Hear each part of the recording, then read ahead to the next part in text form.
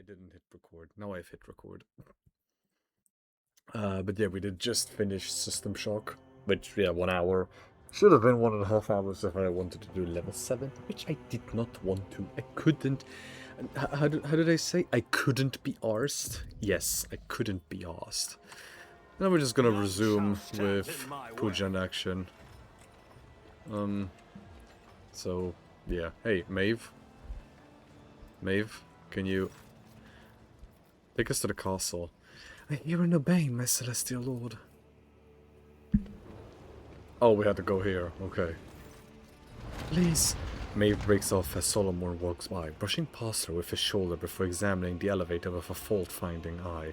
Not daring to speak again, the young woman makes a gesture of invitation and steps onto the platform herself. No sooner have you stepped into the elevator than a short metallic clang comes from somewhere above you. Whoa. Why were me and Solomon just floating? Well, I suppose it's just me, Solomon. Oh, okay, this is gonna be bad because Solomon has 2 massive debuffs. I hope you enjoyed my bloodthirsty menagerie.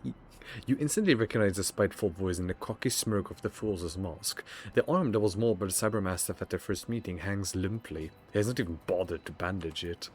Still acting the buffoon. Some people never learn. Solomon gestures behind his back to the Cybermastiff, sending it off on a circuit along the wall. A pulsing light draws your attention. Against the far wall, an old man stands behind an ominous-looking altar. The heavily augmented man stares in wonder at the flashes of blue light snaking through the veins of tessertium on the floor and walls. The crystals in his eye sockets gleam and go dark in time with the flashes. At once, you recognize him as a sculptor who offered to carve your visage out of tessarium. The old man does not seem to notice you. All his attention is focused on the strange altar. Nearby, Lucra, the fortress commander, keeps a sullen vigil. His hand never leaves the handle of his weapon. Perhaps you could start explaining what all of this was about? Hold on. I need to get my voice ready, like the Shaco voice. Look behind you. Now, why so tense? I simply grew tired of you forever wandering about with your retinue. Never a chance for a quiet word face to face. Yet I see your fearsome guardian has managed to find his way here as well. The fool sneers as he nods towards the arbitrator. And do pardon the less gentle reception. These rainbow mechanisms never fail to disappoint, creaking one moment, failing the next. Bodyguards for private conversation? Isn't that a bit much? Times are troubled, as you know.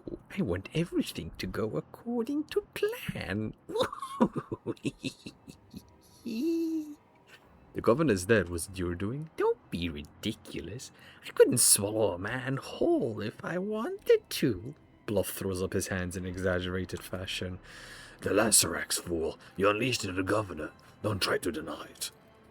It seems humor is not part of the vocabulary of the Emperor's servants, but truth should be. You see, that governor was a fraud, a fake, not worth crying over. The true governor of Vassara stands before you, esteemed guests.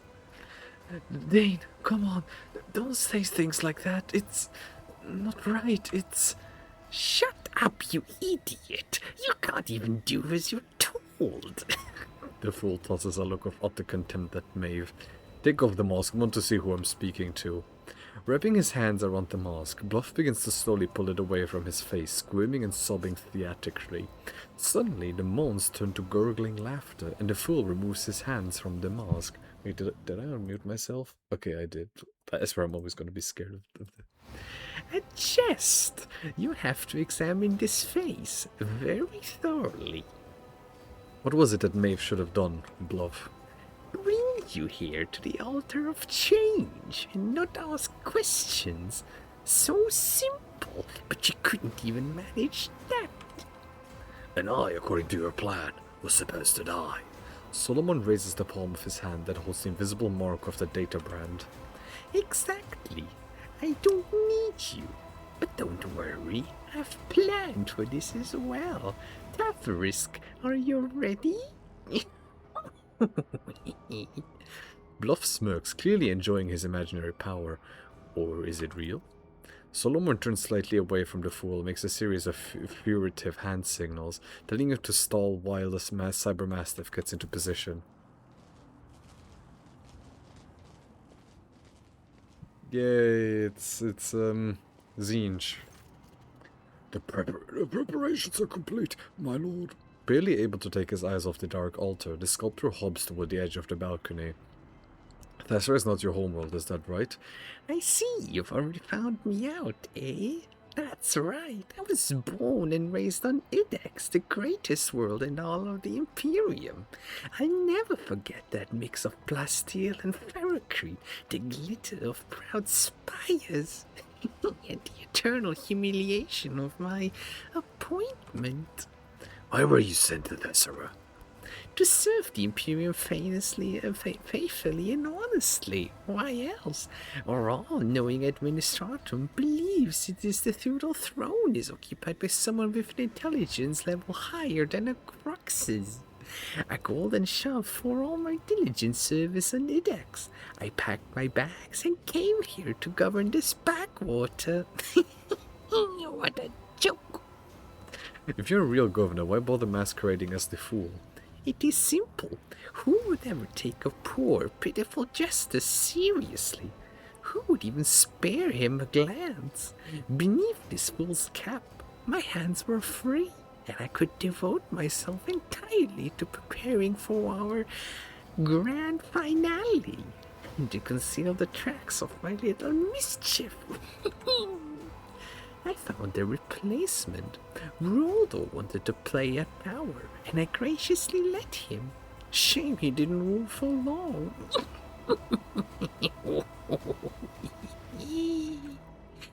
and all of it for this one day. This exact moment. The elation in his voice sounds almost maniacal. The arbitrator gives you a subtle nod. The cybermastiff is close enough for a decisive lunge. You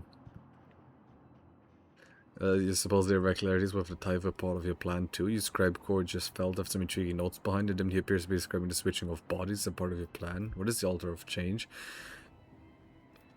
Sure, I suppose there are irregularities with the type of your plan too. Oh yes, one small part of the grand design. To be precise, the first bait you had to take, which you did with commendable zeal. The concept was simple. Disrupt the shipment and provoke a response. An ingenious trap that the RBTs walked right into, but fate granted me a special boon. You were caught in my net along with them, Mariusz Bujanowski. You didn't trap anyone. You shot yourself in the foot. Only an idiot would think they could outmatch a rogue trader and a proctor together. Describe Gorgeous Fall of the Gorgeous Fall. You're perceptive, aren't you? My previous experiments were failures. You have met some of them, actually, including Fault himself. Remember the crazy mutant by the Phasmophorius? His brains turned out to be a bit of a complication. Mocking laughter erupts from behind the mask, making the fool's body shake all over. But do not fret. This time, it will work. Where is the altar of change? The fool gestures towards the object in front of the sculptor. A great artifact which Tevris carved from this planet's unique gift. The Certium. Take a good look at it while you still can. Governor Fool, or perhaps you're just a madman, Bluff. Do I have to be any one thing? Bluff chuckles darkly. Bluff ignores the arbitrator, his gaze fixed on Maeve, more specifically on the necklace on her chest. A lovely piece, isn't it? You see Solomon's hand signal off the corner of your eye. Glato leaps, but does not reach the fool. The Psyker moves at the same time. A flash of light, and everything goes dark.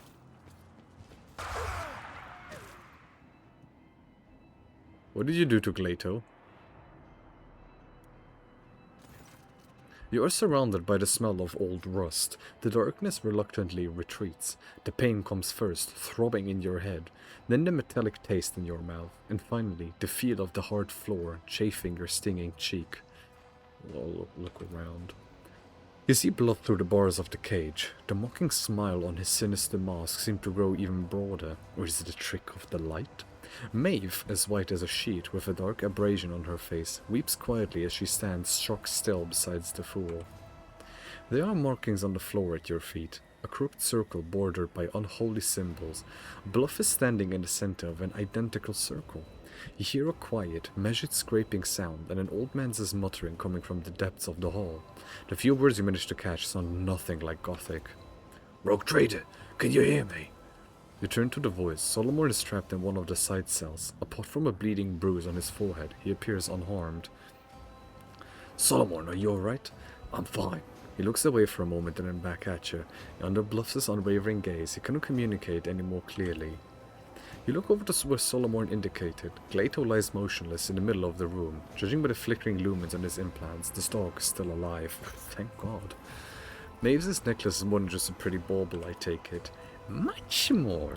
You see, with the right knowledge, the right tools, and some complex rituals, people can transform a simple, dirty blue pebble from the depths of Tessera into something truly special. However, it's a bit late for you to do anything with that information.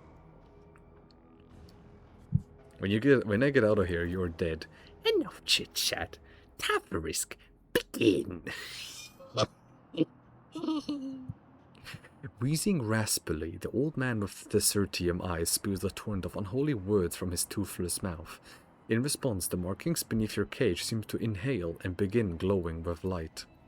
Maeve's gaze leaps from you to Bluff in alarm. Tear-reddened eyes widen as she realizes what is happening. Dane, stop! Her slight form crashes into the fool, pushing him out of the center of the circle. Am I gonna play woman now? The world explodes into shards, suffused with a blinding light that burns out your eye sockets, incinerates the air in your lungs, and makes your heart judder in your chest. And finally, darkness descends, impenetrable and absolute, encompassing everything. It cradles you, dissolving everything that was once you, everything that once was. You are bobbing like a boat tossed upon the waves. Colors and sounds melt into the cacophony, stirring up nausea in this exhausted body. You blink, and the patches of color fall into place. Or do they?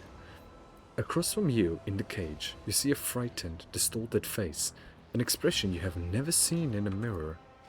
At your feet lies a gaudy mask that has fallen from the fool's face. Covering his wrinkled visage with both hands, the ugly and enraged governor of Tessera rises hastily on trembling legs. Ugh, you look ugly. Staring daggers at you, Ruldo shrieks, Seize her! Seize me! The guard takes a heavy step in your direction. The look on the face promises nothing pleasant. Solomon, now! A sweet, melodious voice rings out. Not yours. Glato, attack! Your head swims, and through the haze you recognize the figure of a guard coming closer and closer with no sign of stopping. Your gaze sweeps over the room, searching for a way out, for a solution, until somewhere at the periphery of your vision you notice a streak of scarlet. It is the Cybermastiff's visors lighting up, giving you a chance to run. So I'm now Maeve, I take it? Yeah, I think I'm now Maeve. The entire thing of this planet was, changing, so... Your mind is a loose shard, cast out into nothing, screaming in the voices of thousands of lives. Are they your lives, or do they belong to another? The blood cracks branch out, biting into every scrap of disjointed thought, ravaging, hungering to shatter what little of biting into every scrap of disjointed thought, ravaging, hungry to shatter what little of your own self remains. A cry gurgles in the depths, a plea to make the torment stop and let you dissolve in unconsciousness. But something has sunk its claws into you, keeping you in place, fusing you back together piece by piece. Methodically and tortuously, it continues to skewer the shreds of your identity into the thread of existence in an attempt to outpace the all-consuming void. So, yeah, this is now us. Ooh, we look worse for wear. Oh my. Ugh. Your memories of the last several minutes are incoherent and painful. The flash of sorcery, the leap into the unknown, Solomon shouting something. You gave Glato an order, but what order was it? Any attempt you make to process what happened only pulls you deeper into unconsciousness. You are wrenched suddenly out of oblivion by a blunt, merciless bite. You try to breathe and hear your own ragged wheeze. Sight gradually returns to you, and an angry horse head emerges from the mist. You are back. You are alive. You just got a gift sub? Who did I get a gift sub to? Who did I just get a gift sub to?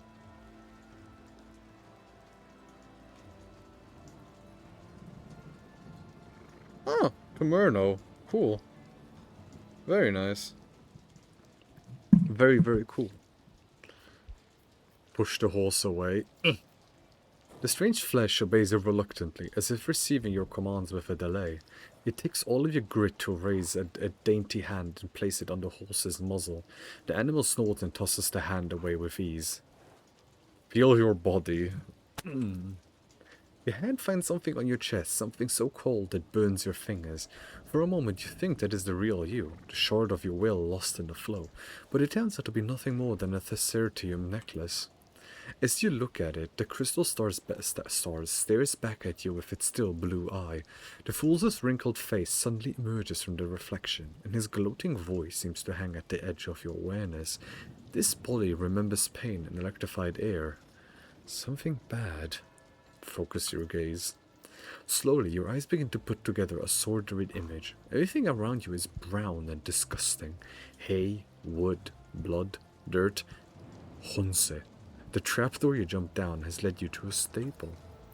A stable is a place for peasants, not sovereigns. But somehow, your body remembers the sense of poverty. Your consciousness expands heavily, like sick lungs. You remember a large basket, bundles of food clutched in your hands, and the grateful smiles of the hungry. Your shout is as thin as a death cry and unbearably shrill. Still, it is just strong enough to make the creature stop trying to bite you and back off. Memories that are not your own tear into your mind, replacing your thoughts. It occurs to you that someone else used to scare all the monsters away. A big brother, so funny and always smiling.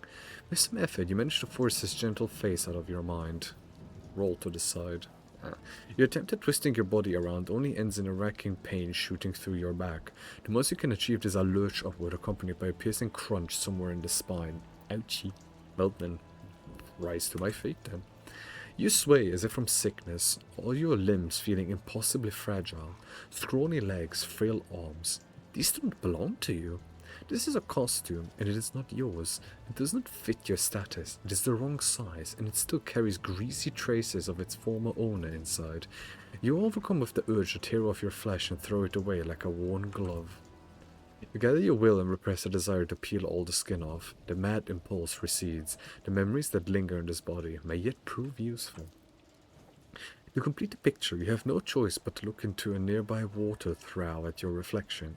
You see familiar features. Some unnatural force has dragged you out of your body, and that into Maeve ruled those as lady-in-waiting. Now that you have spent some time in the stable, you feel a little more accustomed to your new limbs. But where is your own mortal shell?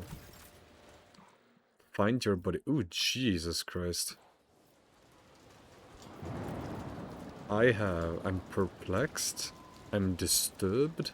I'm staggered. I have a psychosomatic trauma.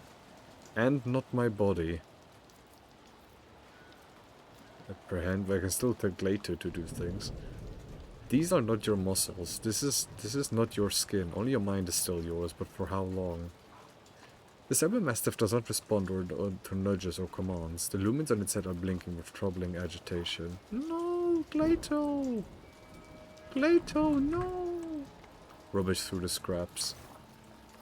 A mountain of vegetable waste rises up ahead, next to which stands a rusty pitchfork. Your attention is drawn to something pale pink, half buried under the waste, and looking suspiciously like a limb. I'll investigate the waste then. You pull out a strange object from the pile. What emerges is a human forearm, crudely severed at the elbow. The horse behind you sniffs and cranes its neck. Oh, that's, bluffs his hand. You pick up what used to be someone's arm. The horse looks at the dead fingers greedily. Pick up the pitchfork. This could be a decent weapon if not for one problem. You lack the strength to pull it free from the earth. Let's step away from here. The horse behind you snorts and shifts about. Oh, Glato.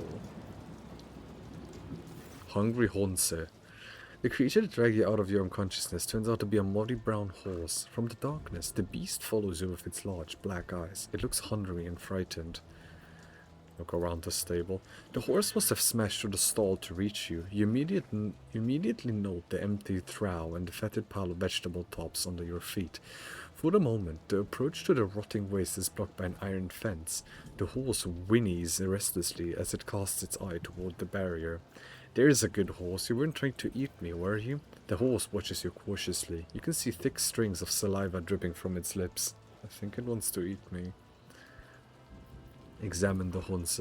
The horse is behaving oddly, lurking in the shadows. It must have spooked it when you came to be. Ooh,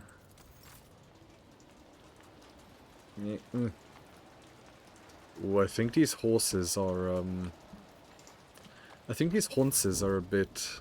That's the corpse part over the stable door. The animal's nostrils flame in agitation. It pauses for a second, watching the arm's trajectory, then trots after the treat with a rumble. Hey Honse, Honse. Look, there's an arm for you. Whee! Boom! Snorting frantically, the horse hurtles over the stable door and smashes straight through it. The sight of the stable hand standing in the doorway portends nothing good for you. The man's face is savage, and glinting in his hand is a meat cleaver. You let the horse loose, you little wench. I'll skin you alive. To pass a stable hand, strike the stable hand. Call for help. You take a deep breath and scream as loud as you can. Your voice rings pitifully. This cry may be your last. You see your new reflection in the blade of the cleaver. There is no way out. At least this foray into the life of the Syrian peasantry has been a short one. An abrupt metallic clang rattles the stable. Something very heavy is coming your way at a terrifying speed. Plato! Cleaver, raised for a strike, falls on the man's hand as he screams, assailed by a whirlwind of fangs, fur, and metal. Having emerged from the gloom, the Cyber Mastiff does not give the stable hand even a single chance. After ripping out a part of his spine, the beast spits out the corpse and looks up at you. Good boy, Glato. You notice a dent in one of the Cyber Mastiff's implants. He has taken a beating. It is hard to say whether he received this injury at the time of your capture or during his escape from the castle. Glato stares at you for a while, then barks and turns to scan the area. He is clearly waiting for orders. A Cyber Mastiff listens only to its Arbites master. The fact that Glato is here means that Solomon has ordered him to follow you through the trapdoor. The arbitrator must have adjusted Glato's priorities to have him guard you. Yay, we have Glato. Yay. I don't think there's gonna be anything for me to loot. Oh boy.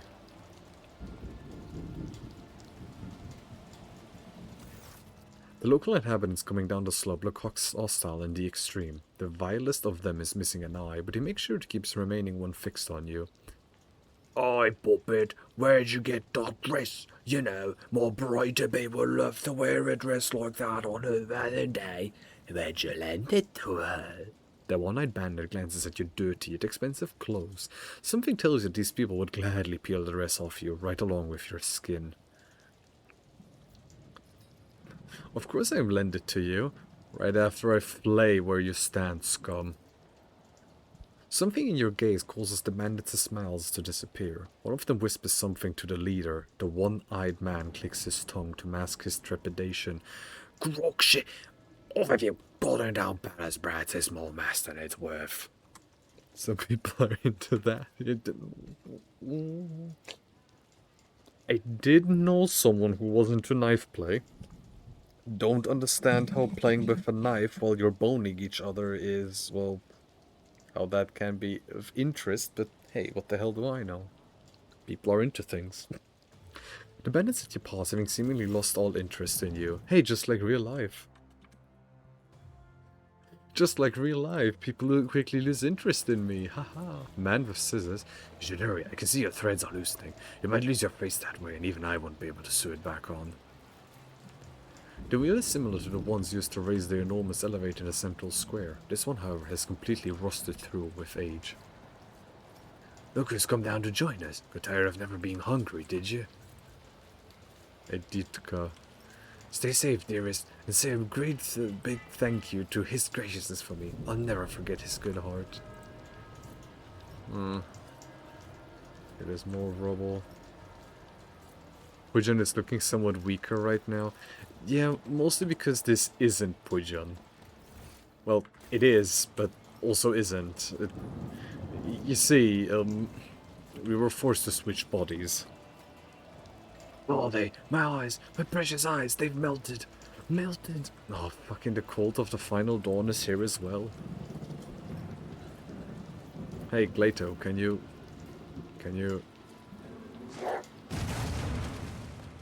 Well, that's one way of doing this. Drop your powdered face, you stupid girl. What if it fell on someone's head? Your rogue traded body... Fuck off. We spent the whole day hooking up that thing. Now we've got to do it all over again. Get out of here before you break anything else. Sorry. Thank you, Glato. Your rogue traded bodies. Yeah, you could say... Half-sunk the malodorous mod, the houses, everyone can call them that, are packed together like bubbles on a plague-stricken body. We didn't just rogue traded body, we, well, yeah, I mean, now I have titties, I suppose, so I call that a fair trade. Being well respected and a huge person in the entirety of the universes, or having titties. The elevator could be the popular upper town if only it weren't so high up. Oi. Useless swine. They can't even deliver a cartload of belongings without breaking something.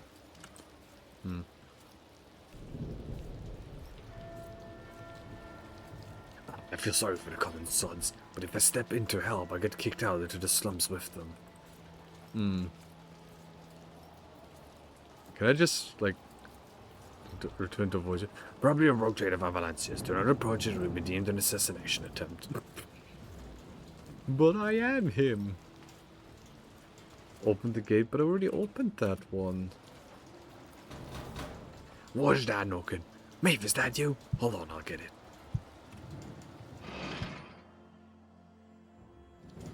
Here, come on in. Oh, thank you. Hey, Maeve. What's your hurry? Well, I'm not Maeve. Well, I am, but also not. The thing is, assuming you traded bodies, would it be kind of a Ship of Theseus situation of is it you or is it not you? Like, your mind is in someone else's body, so is that you or are you then that other person? I mean, from the outside you're that other person, but the mind is of your old you, or like the other person's is about your old you, so are you you or are you the other person? I suppose it depends on whether you think that, or whether you say the mind defines someone's brain, or like the outside. But how are you certain it's truly your mind being swapped? Good question. Let's assume you are certain. It's just a similar mind being destroyed and reassembled. If you're talking about what's happening in-game, I can't tell you. I don't know chaos magic, if you mean outside. Good question. Both are good questions. It's both, I don't know. Liver commoners are talking in a loud whisper, taking no notice of you.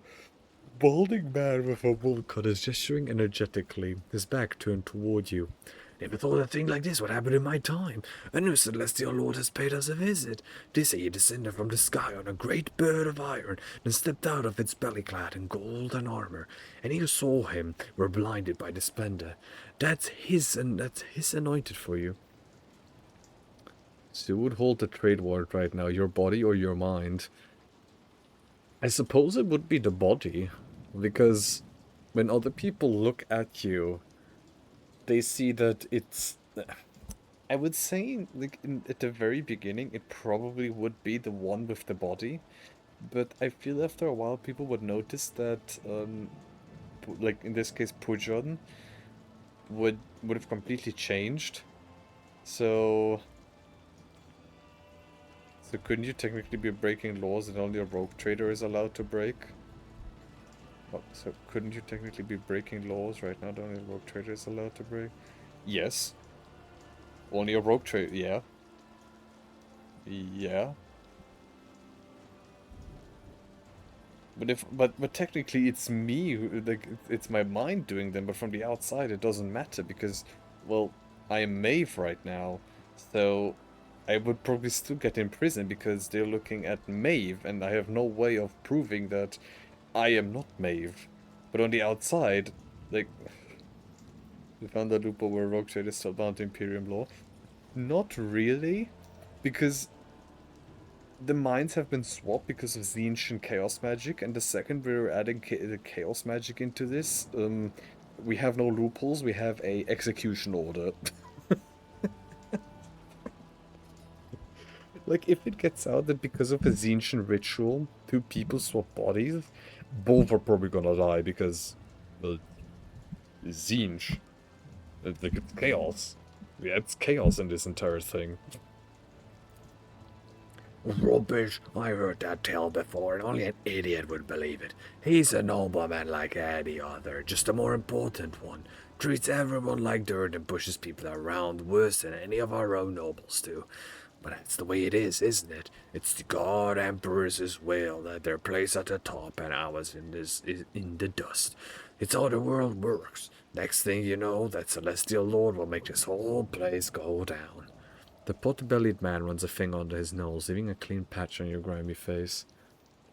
And your word of trade is you get out of jail free because it's truly legal to cast magic over the place for a rogue trader. Yes, it is. It very much is.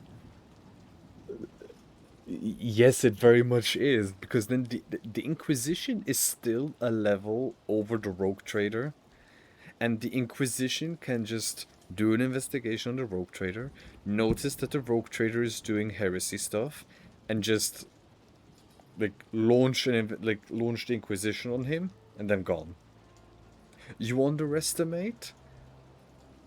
Or, like, you don't underestimate, but the Inquisition can just come down to them, just be like, fuck you, bye. Oh, I wish it was like you said, but something tells me bad things are coming now that he's here. I heard the new Celestial Lord. Wait, look, that's Maeve over there. She served the Celestial Lord herself. She can tell us all about it. Hey, Maeve. You want me to tell you about the Celestial Lord? But I do know a thing or two.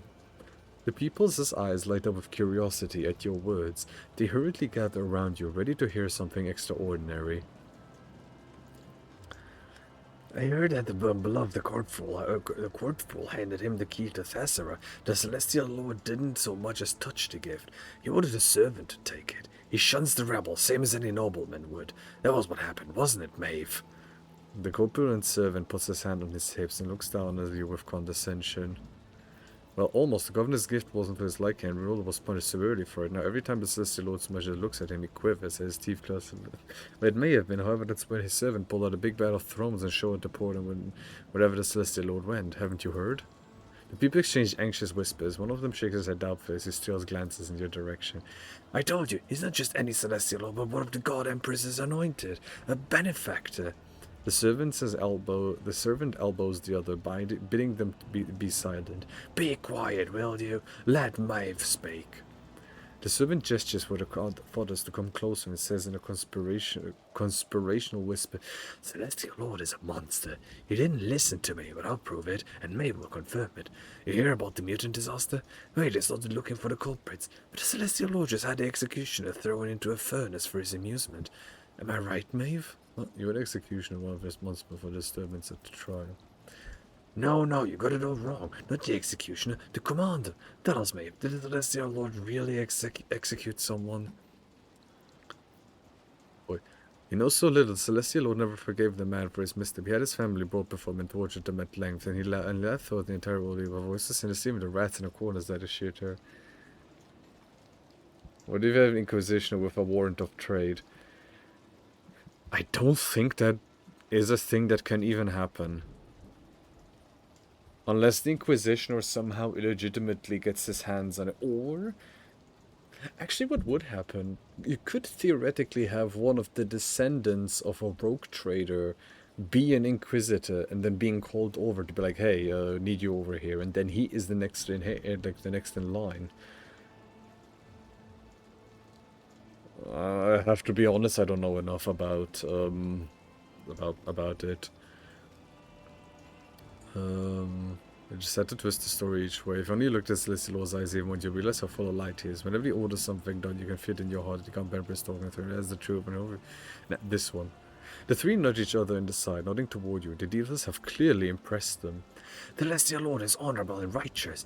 Naysayers envy him, so they want to drag his name through the mud. All they do is prove me right. I wish you could get a closer look, just for a moment. Just one look is all I ask. The trio fall silent for a while, each lost in their own thoughts. Maeve, you got closer to him than anyone else here. How did he treat you? Yeah, Maeve, tell us. What it's like to be around the God Emperors as anointed. I've exhausted all my knowledge and Google Emperor. I've outside of AI over you, and tech priests don't do AI. They actually don't.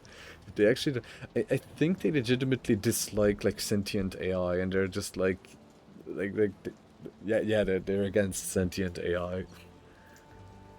It's like the sisters of the God Emperor. The Celestial Lord allowed me to sing for him till sun. The Celestial was amicable and nice to me. The commoners mumbled something, the disbelief clear in their faces. Just to click grants, just to walk on the same ground he stepped on. If we had rulers like that, we could all breathe more freely. Why can't they make mercy of their new custom instead of wearing those suit-eyed faces? Oh, have you heard about Lord Grimlace's new wife? The pot-bellied servant has the other two's attention now. They lean closer, losing interest in the previous topic, and you can no longer hear a word they're saying. It would appear that Tyr has forgotten about you completely. What happened to this guy? The face of the corpse has been skillfully cut off, but you recognize him by the outfit. This nobleman was murdered by the tailor. You're allowed to go free. Oh. Oh. It's raining again. I hate it. Why do we always have to work in the rain? Bro, I would be happy to work in the rain. Oh, the rest of the goof troop. So how do we explain to them that yeah. Wait, Pujan was right there. No. Hold on. Pujan is right there.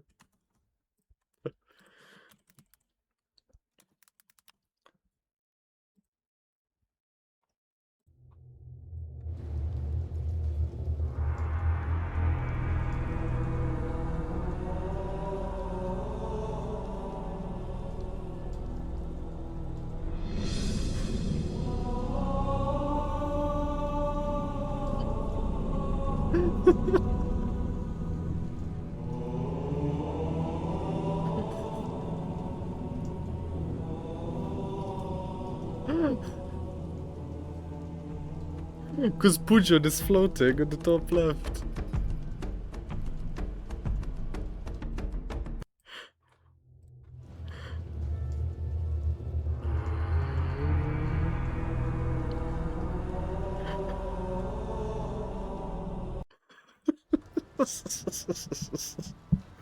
So is this what it's like to be Polish? You can just float.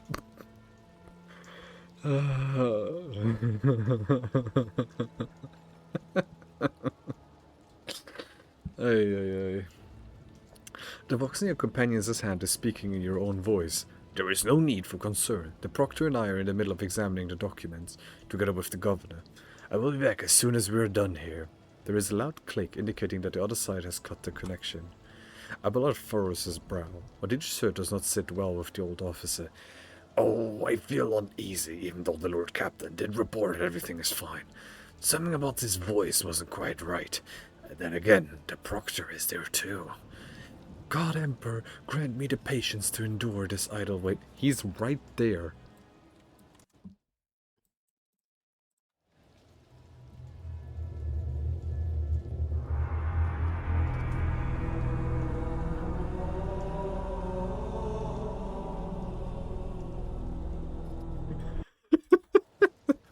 Fucking floating butcher.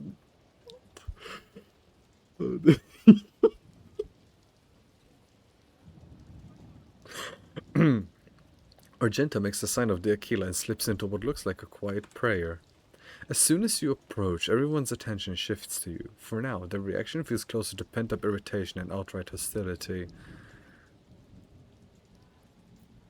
It's me, Mariusz Pujanovsky, the Lord Captain. I'm here. Rejoice, one for all, the rogue trader von Valencia is returned to. At last I found you. I need your help.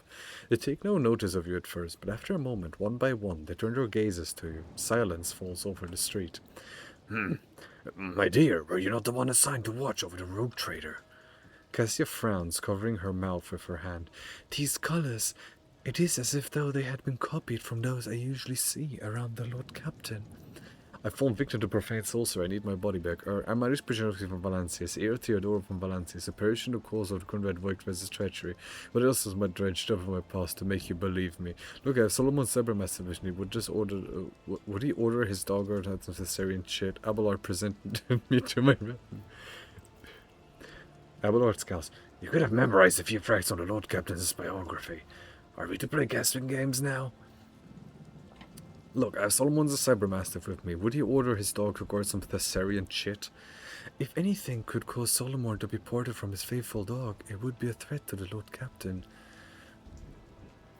I've fallen victim to profane sorcery. I need my body back. Your retinue hesitates. Some exchange puzzled glances, while others frown and look at you intently, as if hoping to see obvious signs of sorcery. We need to get upstairs. Just trust me on this. You will find the rogue trader at the top. Tell the shuttle pilot to take us there. He won't listen to me. The suggestion to stop puzzling over your identity and start acting seems to have had an effect. At least, no one is arguing with you anymore.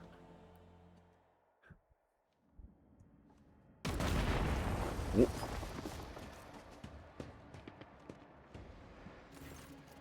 When the dust clears, you see the familiar hall.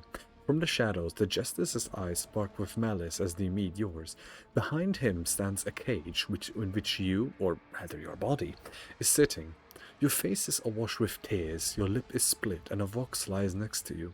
In another cage to the side stands Solomon, glaring through the bars at the true governor of Thessera. Upon seeing you and Glato, the proctor straightens. It seems he was just waiting for your return. Without taking his intent gaze off you, he gives you a slow nod. He's ready to fight. But how did you? The elevator? Damn it, why did you have to make all this commotion?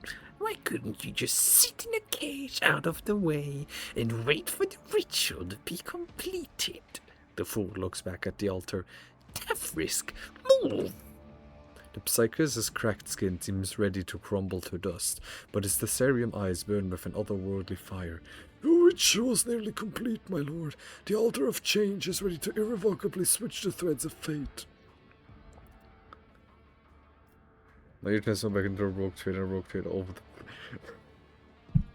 No, I morp all over the place, man. I thought you knew this. I morp all over the place. I don't rogue trade all over the place. I morp all over the place. Come on, man. I thought you knew this. You stole something, Rudlo. I've come to reclaim it. The fool mockingly sticks out his chin. And how, may I ask, do you intend to do that? Only Tavrisk and myself know how the ritual works.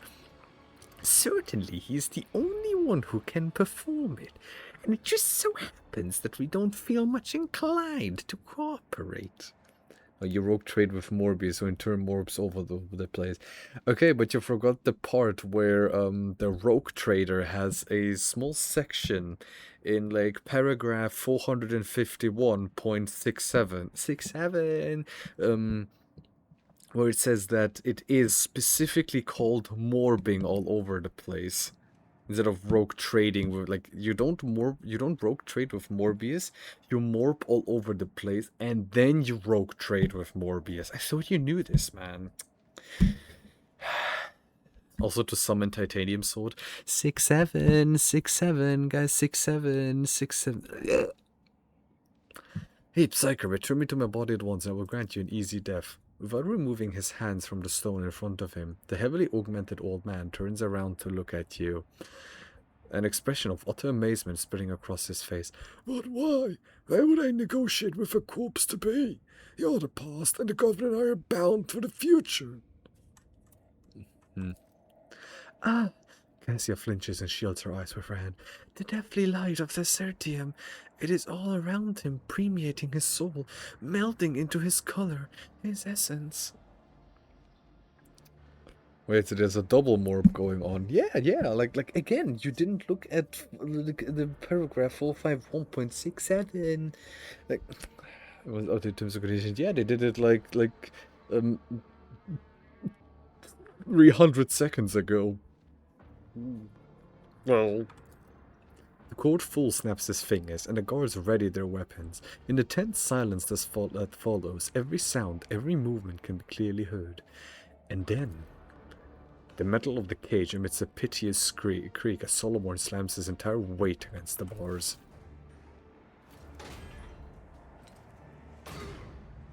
Oh, that was cool. Glato! Eat his balls. Why do you have a rifle?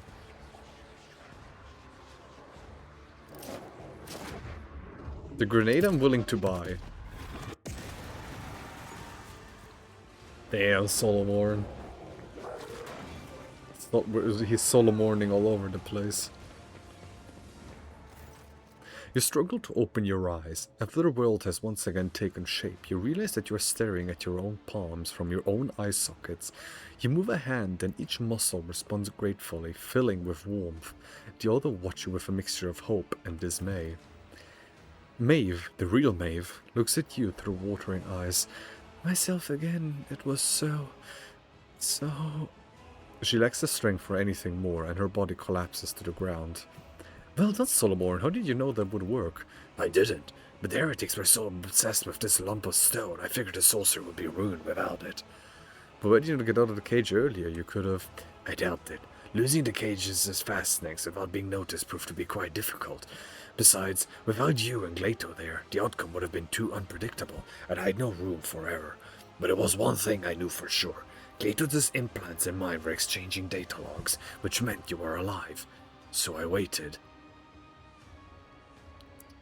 Any last words? Governor Roldo, for your crimes for stealing a body of me, practicing heresy and all-around monstrousness, you are hereby sentenced to death. Surrender now and confess everything, Governor. Perhaps then I will convince Solomon to kill you swiftly. I don't know, Rogue Trader. My finger might twitch. Glato will think it's in order to spill his guts. No, please do. Ruldos's loud cackling reverberates around the hall, creating 1,000 echoes. Sculptor, you may begin. My lord's destiny is already set in stone, as long... Oh, we're fighting stones! Blood-red sickle of the moon, will you grant me one last boon? Shadow whispered fair and true, death is coming after you!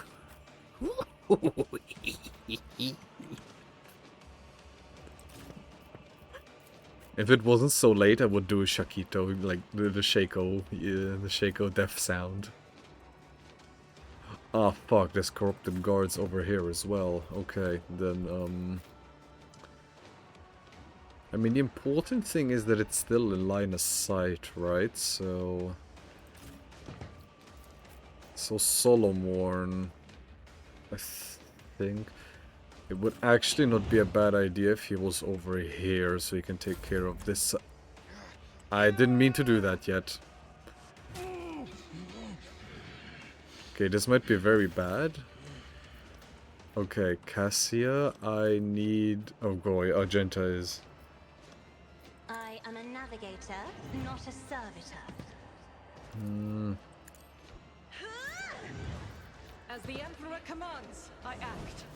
Okay, I need you to get behind cover here. Oh, Stone Sentinel.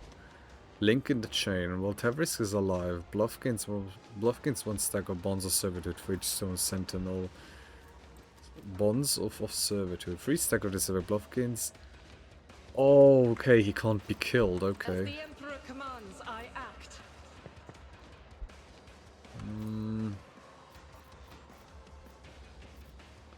Okay, how do I best do this? I mean, I need to destroy these. Inorganic Nature, Combat Mask, Gargantuan Strength. Oi.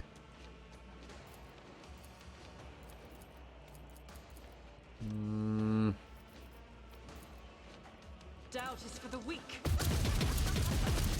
Strike is a prayer. Okay, that's that guy done. And that's all I need for this turn. Cassia, what else? Can you reach back here? No, not really. Do not dare ask. Too far. Me?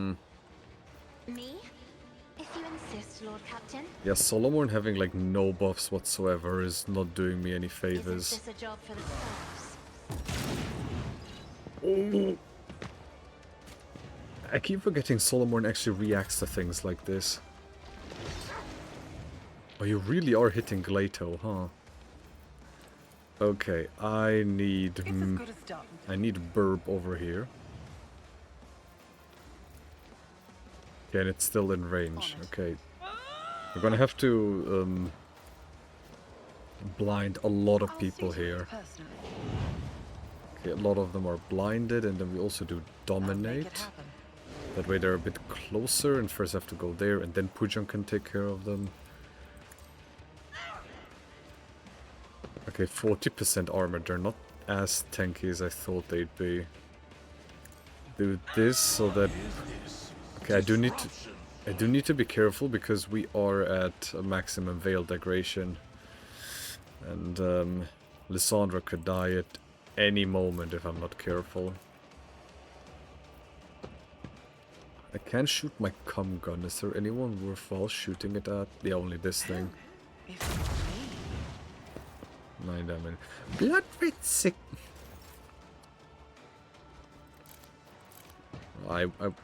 Blood red sickle of the moon. Will you grant me one last boon? One last goon.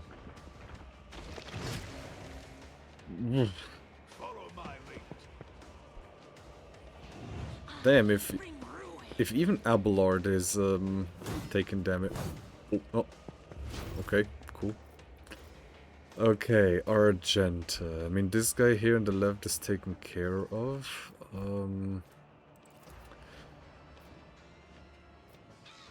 will not. Target too far. Ah.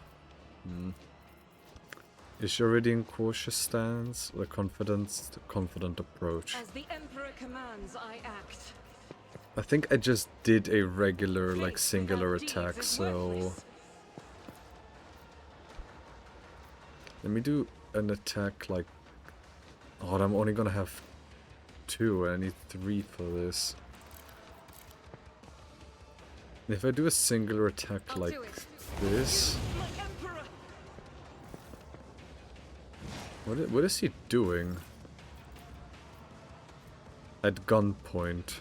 The last creature that dealt damage to Bluff, the Stone Sentinel terrorist, becomes Bluff's priority target. If that target is unconscious, a random enemy becomes his priority target.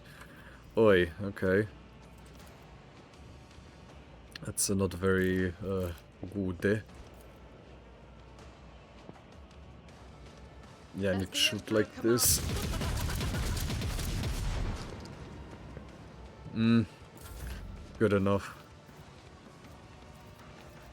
Indeed. Okay, Abelard, all you will have to do is just tank. It will be done. Yep. Haunting Scream. Anything else I can do? Yeah, this commander guy is might look alive. Select an element. No. I don't want this guy to distance. Victory is imminent. Yeah, push that guy like a distance. Like, At your beck and call. is he prone? He's prone for 1 round. That's very good.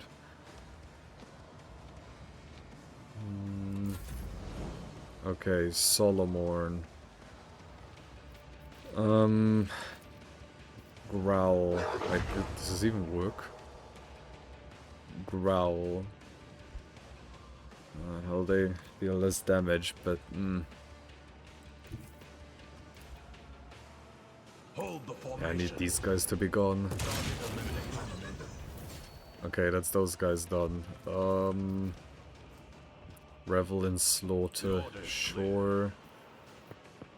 Need to take care of the Stone Sentinel. Understood. So just weaken it.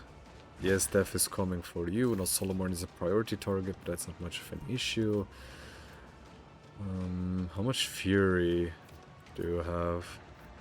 That's 7 stacks of Fury? No, it's 7 stacks of Infusing. Revan Slaughter, Crescendo. I think there was 1 stack. I mean, not much else I can do with him. Okay, Pujan. Go and have fun murdering, like, almost everyone here. Already done. Okay, give him all the bonus buffs. Who in here do I want to see? Did Corrupted Guard? Corrupted Noble? I mean, all of these guys did. I mean, this guy has 100% damage reduction. Yeah, this guy is immune to damage.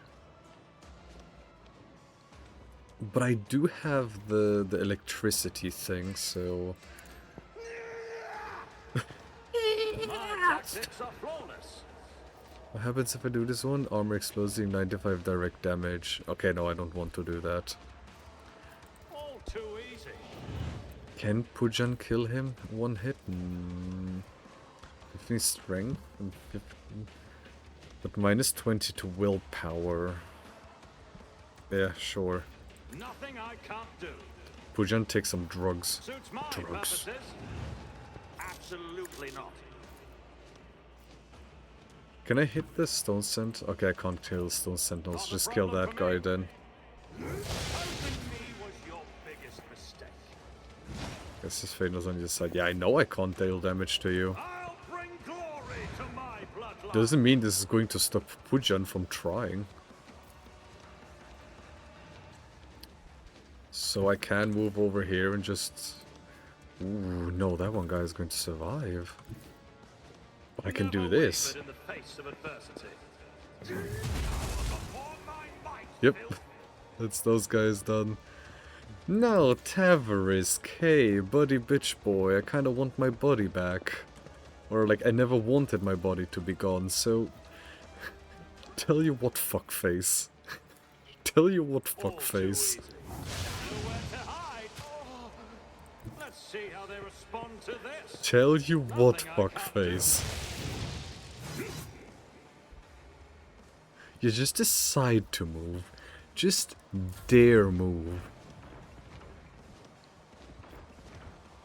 Stone Sentinel. Ooh, Abelard. Bonk. And now you're blinded as well.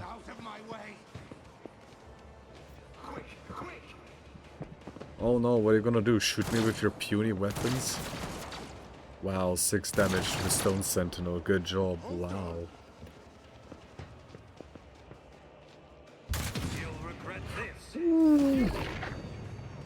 Ooh, that was...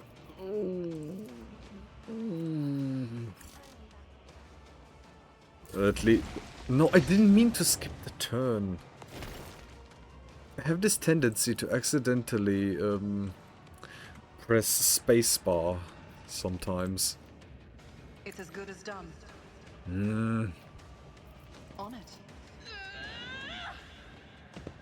Okay, so yeah, I need to blind these guys. I'll see to it personally. Any of these could kill Lysandra. Any of these could very easily kill Lysandra. Just analyze the court full for now. I could use these, but... And you just need to center that camera. Yeah, there's not much I can do, so I can't just shoot the cum gun again. Who, if not me? Yay! What does the cum gun do again if I do a regular shot? At the start of the turn, targets immobilized by this weapon suffer 10 toxic damage and 1 stack of melting. So does this do anything? Just a single shot. So we'll have to do the net cannon. Okay. Target well struck. Yes, yes, now you're focusing Abelard. Okay. I need this Stone Sentinel to be gone. Well, I need both of these Stone Sentinels to be gone. Wait, I can just shoot like this. Yes, yes, yes, yes, yes, yes, yes, yes. I can just shoot like this. Okay, 1 Stone Sentinel down. But why should... Why stop here? Why stop here? I'll do it. My Emperor. Now we just shoot again. I think I used the wrong one. I should have used this one instead of this one. And then we shoot again. Whoops! Oh yeah, the explosion thing. That's not actually on Argenta. For once. As the Emperor commands, is why I was chosen. And we just... Hold on, Revel in Slaughter. That actually deals even more damage. And we continue shooting. My Emperor. And we continue shooting. It escaped the Emperor's judgment. And guess what we're gonna do? We'll continue As the shooting. Emperor commands, my Emperor. And guess what we're going to do? I'll do it. Strike is a prayer. And guess what we're going to do? We're going to continue shooting.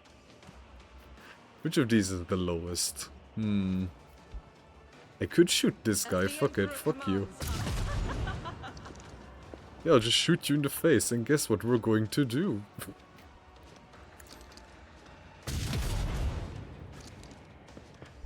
Oh. Oh, no more. No more. Okay, just... It will be done. Yes, yes, yes, yes, they're coming after me. Indeed. It will be done. Just to buff I up, will do my duty. keep buffing up. Victory is imminent. Taunting Scream, and then... It will be done. There we go, okay.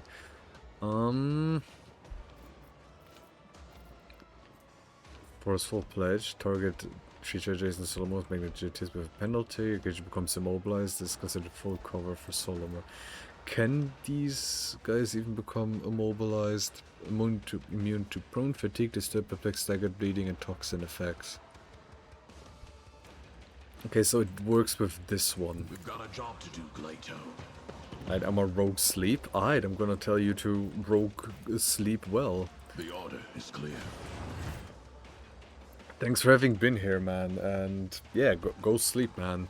You, unlike me, you have an actual life to take care of. Forge ahead. Rogue good night, rogue good night, man. Rogue trade well. Rogue trade sleep well. Nah, rest well, man. Rest well. Rest well. 4 more movement points. I don't think I can get much closer than this. Suits my purposes. Yeah, I can't get much closer than this. So just, in that case, just give push on all the defensive stuff that I can. Not a problem for me. Yeah, not much I can do. Grey hair, sure hair. An exemplary striker. Grey hair, sure hair. I can handle this. You shouldn't. You're gonna die. You missed.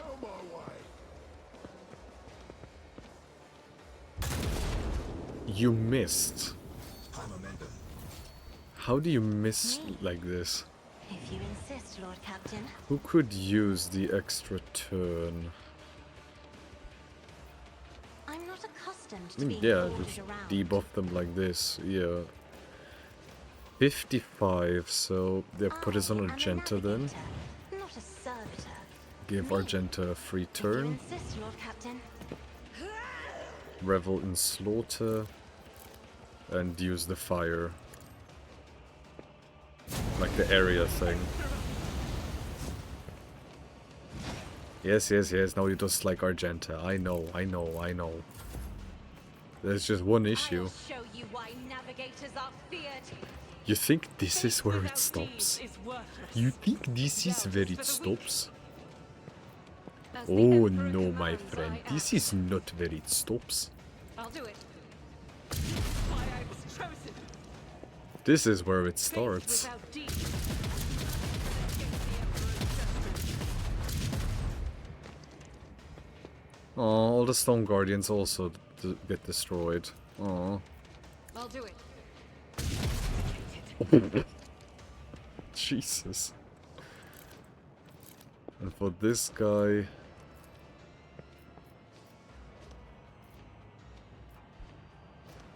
As Good the old Emperor Flamer commands, never hurt. you, my Emperor. The Argenta has been doing nothing but critting.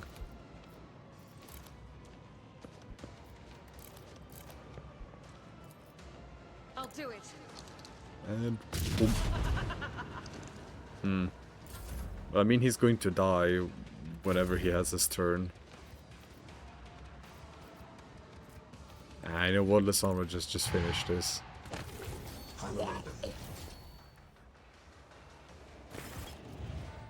In the ensuing silence, a gurgling snicker becomes clearly audible. 1, 2, 3, 4, 5. I see our guest is too alive. 5, 4, 3, 2, 1. Start the cutting. Start the fun. The ugly shambles that is Ruoldo's face dissolves into a semblance of a smile. Cease your inane mutterings. You may open your mouth when you're asked a question, and your answer had better be honest and to the point, or I swear by the legs I will make you speak. Or rather, whatever remains of you after I finish preparing you for the interrogation. Hand the governor an Eho stick. The irony. Ruoldo grimaces in pain as he takes a deep, greedy drag. The last one is always the sweetest. Are there any other victims out of your ritual? That survived? No. And I didn't count the dead. The ritual is a complex one to perform, so it took Tavrisk and me a long time to calibrate it. And you were the one it worked on. To think of all the possibilities that opened up. Using the Altar of Change, I could have worked my way up to a Lord of Terror. What are you talking about? The very suggestion... The Proctus's voice resounds with fury, his steely finger digging into Glatus's collar. You sick degenerate! As my father used to say, if you've come a long way, keep going. I'm a dead man as it is, so I might as well dream a little. Sorry. Be silent, heretic, or you'll find yourself washing away your blasphemies with tears of blood until the pain makes you beg the Emperor for death. Tessertium, what are its properties? This wretched little world held nothing worthy of attention, save for Tessertium. When I started having dreams about it and about changing bodies, I thought I was going insane. I shared this with my sculptor, the now late Tavrisk, He helped me to understand the essence of the mineral. Experiments and studies followed, mostly carried out by Tavrisk. I don't have his gift, but oh, the things I could do if I were a sorcerer. In the end, he realized Asartium was a potent psi-focus. After 1,000 cursed attempts and a combination of powers, energies, and sacrificial victims, Tavrisk managed to create his finest sculpture from it, the Altar of Change. A magnificent artifact, a door to eternity. No more limitations imposed by our mortal bodies. No ailments, no injuries. If your flesh is worn, just swap it for new flesh. Don't like your lot in life? Choose from 1,000 others. No longer just a dream, but its most perfect realization. Immortality in stone. What's the point of the whole masquerade with the fake governor? A governor attracts too much attention, and I wanted my hands to stay untied, so I offered my court fool a fair bargain. He would become me, ruling the planet, living the good life, getting whatever he wanted, while I would be out there flying toward the stars. We traded faces, clothes, and lives, and I had gotten the local nobles into the habit of suing other people as mugs on their heads. The switch went unnoticed. But the switch was only the first part of the deal. Naturally, I didn't mention the second part, the removal of witnesses. If someone is going to turn against you the moment there's a knife at his beloved sister's throat, you can't afford to keep him alive. Roldo casts a hateful glance in Maeve's direction. I want to talk about your plan. What was the goal here, Roldo? The plan was simple and elegant. The Sarah starts underpaying its tithe. The Arbites swallowed the bait and sent their messengers here. That's when I spring my trap. I change into the body of the arbitrator of Proctor who lands here, pack up the altar, board the Arbites ship, and wave goodbye to this ball of dirt swinging in the void. A rogue traitor would have been even better, but greed has a way of spoiling a good game of regicide. You went able to complete across the Imperium of Mazim into an ancient Terran game of chess. But of course, this game involved one key piece, the embodiment of freedom of choice. My magnificent altar. So much accumulated potential from years of experimentation. It is damaged, but it still beckons, waiting to be used. Roldo looks at you in the eye with a caustic smile. I advise you to keep it safe. Who knows how many thousand lives it will claim if something happens to it, unleashing all that power. I have little I need to know. You may execute the heretic, Solomon. Since you're done, Solomon points his weapon. Roldo, you have committed unthinkable heresy, and I refuse to acknowledge you as a human being or read your verdict as befitting a criminal. You're a stain on the Ceres' history, and it's time to wipe you from it. Although he excuses the governor quickly, you see a fleeting expression of absolute disgust, perhaps even hatred, pass over the Proctor's face.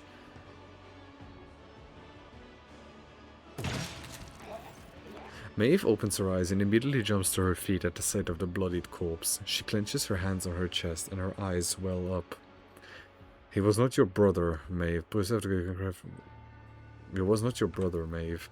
The young woman nods meekly, and a single tear runs down her cheek. Her voice is hollow when she speaks. You're right. He was the one who doomed him. Found anything, Solomon? Yes, the data statement of the shipment chronicle that they spent so much time vainly searching for. According to the records, the tithe period is 1 Terran decade, and a quota prescribed is 1,000 cargo units. The governor withheld 100 units from each of the 5 most recent shipments. That means this world had no actual difficulty regularly supplying its tribute, if you can consider that matter settled. Deciding what to do with this assortment is far more important. It is a resource we cannot afford to ignore. Solomon looks you straight in the eye. I propose destroying all that assortium already mined, as well as its deposits. The probability that the material itself is a source of corruption is too high. It would take years of research by the Adeptus Astra Telepathica to prove it safe for the souls of the Sanctioned. Years that Cornus does not even have if the local adept had funds to spare. Allowing an abomination like that to exist is against the laws. As for assessing the degree of the Ceres' corruption and deciding its fate, the law prescribes leaving this to the judgment of the world owners, that is, the Administratum. Dare I remind you, Lord Captain, that no one besides you has any knowledge of the mineral's properties. If it is left here, no one will find out. What a crafty way to paint me as the mindless henchman. Let me also remind you that I report directly to the Marshal, and my reports are thorough. This world is beyond saving. Heresy exudes from its very depths. I hereby order the immediate destruction of all Thessardium and declare exterminatus on the planet. Jesus. The Administratum will be given several years to evacuate its property, after which the Thessar will be cleansed by fire. Let us do it. Let do your Solomon if it is a solution to Exterior's demands. I agree that we must get rid of the Thessardium, but I will not inform the Administratum of its properties. It may result in the planet's destruction. We cannot have innocents suffer because of World's misdeeds. The Thessardium has been used for wicked ends, but that does not mean it cannot be used. We must study the mineral thoroughly before deciding whether to destroy it or include it in the tithe. Yeah,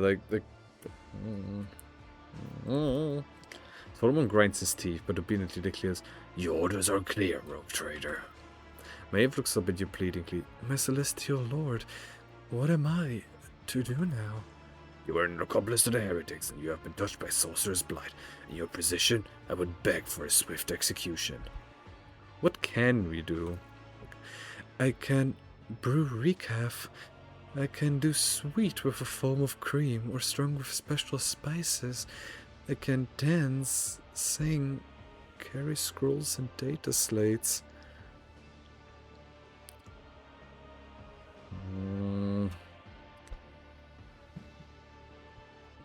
I mean, the thing is, she's technically innocent. She didn't want any of this. But I don't think making her the governor is a good idea, because she might be grieving for her brother. Do I want her to come with me? I don't know if that's a good idea.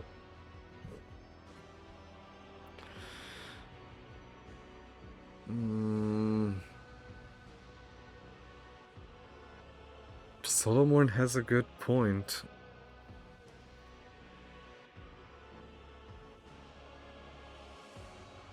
But I don't want to kill her.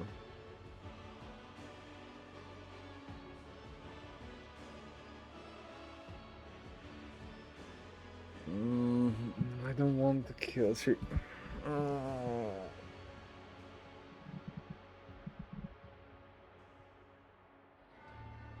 I don't know. This is actually a hard choice.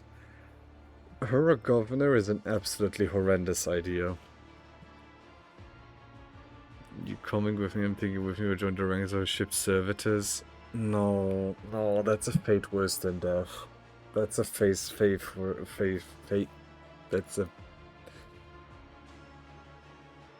Yes. Fate. Execute her, what you didn't...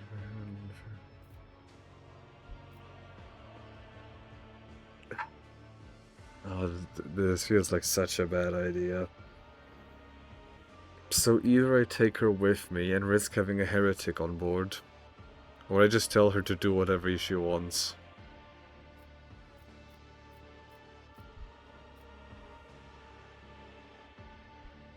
I'm gonna regret this. You're coming with me. Thank you, my celestial lord. You are my savior. You're going to trust a heretic with bring your recaf? Then you ought to take a dozen local commoners along as well to taste anything that criminal has handled. Then the Ceres' fate is decided, and there is no point in staying here any longer. The heretic mentioned that destroying the altar would risk deaths among the local population, but he was lying or trying to manipulate us is irrelevant. The abomination must be destroyed. As for any casualties, the Emperor will know his own.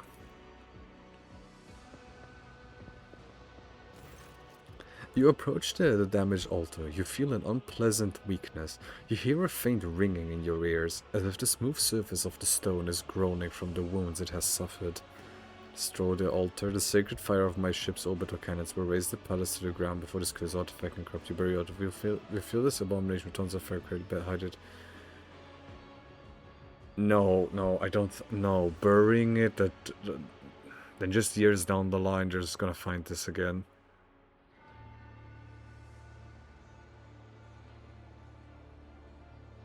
No, this is way too naive. Yeah, no, just... no, no.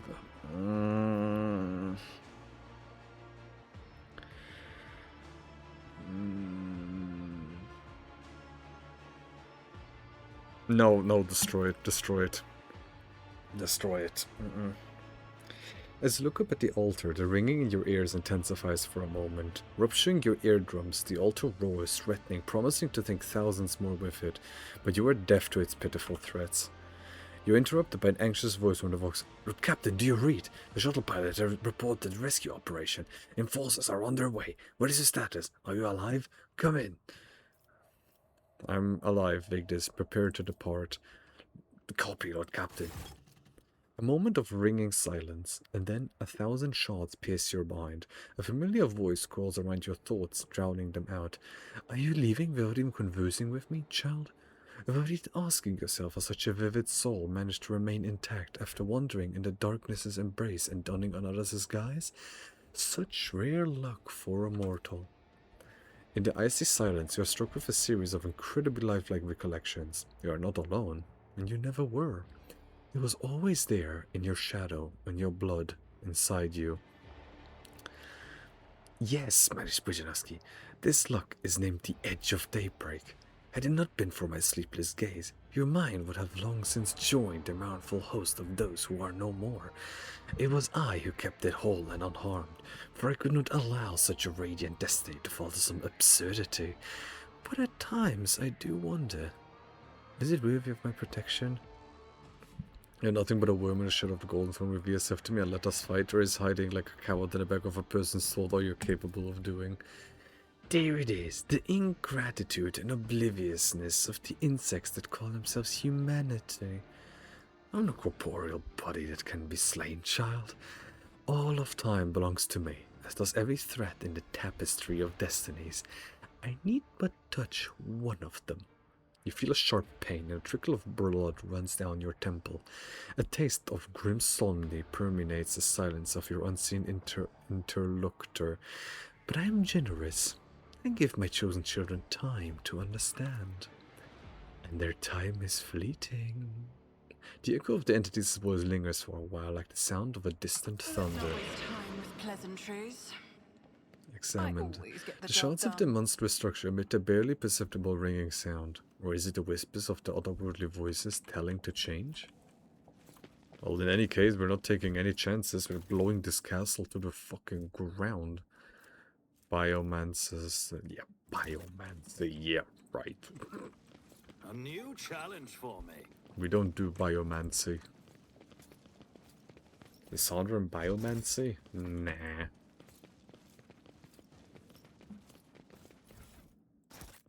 Swords and whatever the fuck. What does this guy have on him? Cruel Fate, two-handed sniper rifle. This weapon has gains plus 75% over penetration whenever the roll calls a critical hit. They regain 1 AP, and otherwise just feudal sword. What is this? Heavy maul. If the wielder has a shield equipped, whenever they hit the target with this maul, they immediately make a shield bash against that target. If it hits, the target must pass a toughness resistance. Ooh, that's actually good, but circles have been scrolled over each over whole stacks of scrolls. Each circle represents the one daubed on the floor, but none replicates it exactly. Yeah, the sniper rifle. I mean, she has a needle on the rifle, which does do toxin damage, but... Hunting rifle, Cruel Fate. I mean, honestly, the point of her having the sniper rifle is not to deal damage with it, so... Okay, just more silly weapons. Did the guy not die here? Like the jester. Supposedly there's still loot over here. Oh shit, I see this loot here. More ointments. Where else? We're here in the center. The clear signs of the heretical symbols elicit a vague desire to touch them. No. I do not wish to touch it. So supposedly, like, here is still loot, but... And yeah, wherever the jester died. But there's no loot to be had. Yeah, no, I don't see any more loot. Despite the game saying I'll lay claim there's to still the loot. stars. There really isn't, otherwise the game would be showing it to me because I'm holding tab. Well, that's that.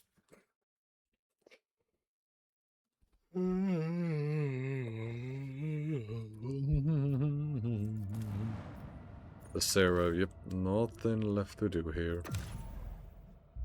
That's that. That is that. La la la la la. That is that. La la la la la. Okay, there is Xenotech there. There's some plasteel here. Only Janus has begun a new stage of development. Not Janus, Janus. Your Lordship, Janus is reporting about a disaster. Ghostly Xenos figures that appear at dusk and go away at dawn. In a ravenous swarm, they attack one agricultural facility each night, freezing everything they touch. The attacks take place in the complexes the closest to the uncontrolled sector of the planet, where nature itself has turned against us. What do we know about these wraiths?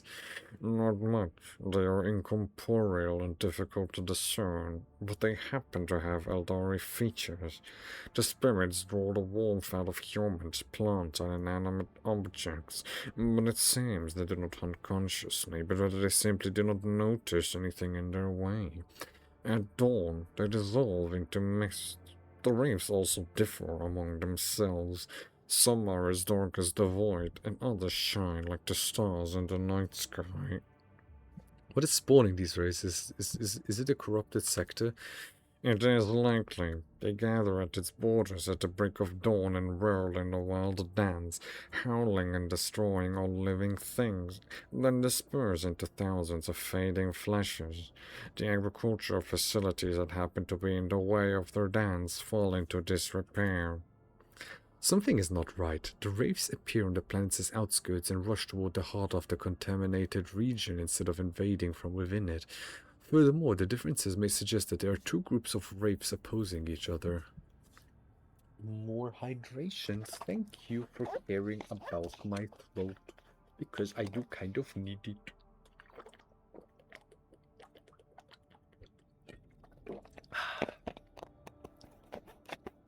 Water good. Well, in this case it's Pepsi, which is kind of water. I think my advice is, when dealing with Xenos, one should be prepared for the manifestation of all sorts of ominous mysteries. There is a whole cast of specialists among the gold traders who use rituals to expel spirits from Xeno artifacts. Perhaps we should ask the Xeno worshippers? After certain events on board, I became interested in ghosts. I bought a book on footfall, an illegal one of course, that describes a so-called ritual of silence. It is said to be able to pacify violent spirits on a scale of an entire world, but I can't vouch for the safety of this ritual. Instead of relying on wicked ways to solve these problems, it would be better to turn to our good priests. They are skilled exorcists in the ecclesiary who know how to drive out dark spirits. I mean, Jay has the best idea, in my opinion.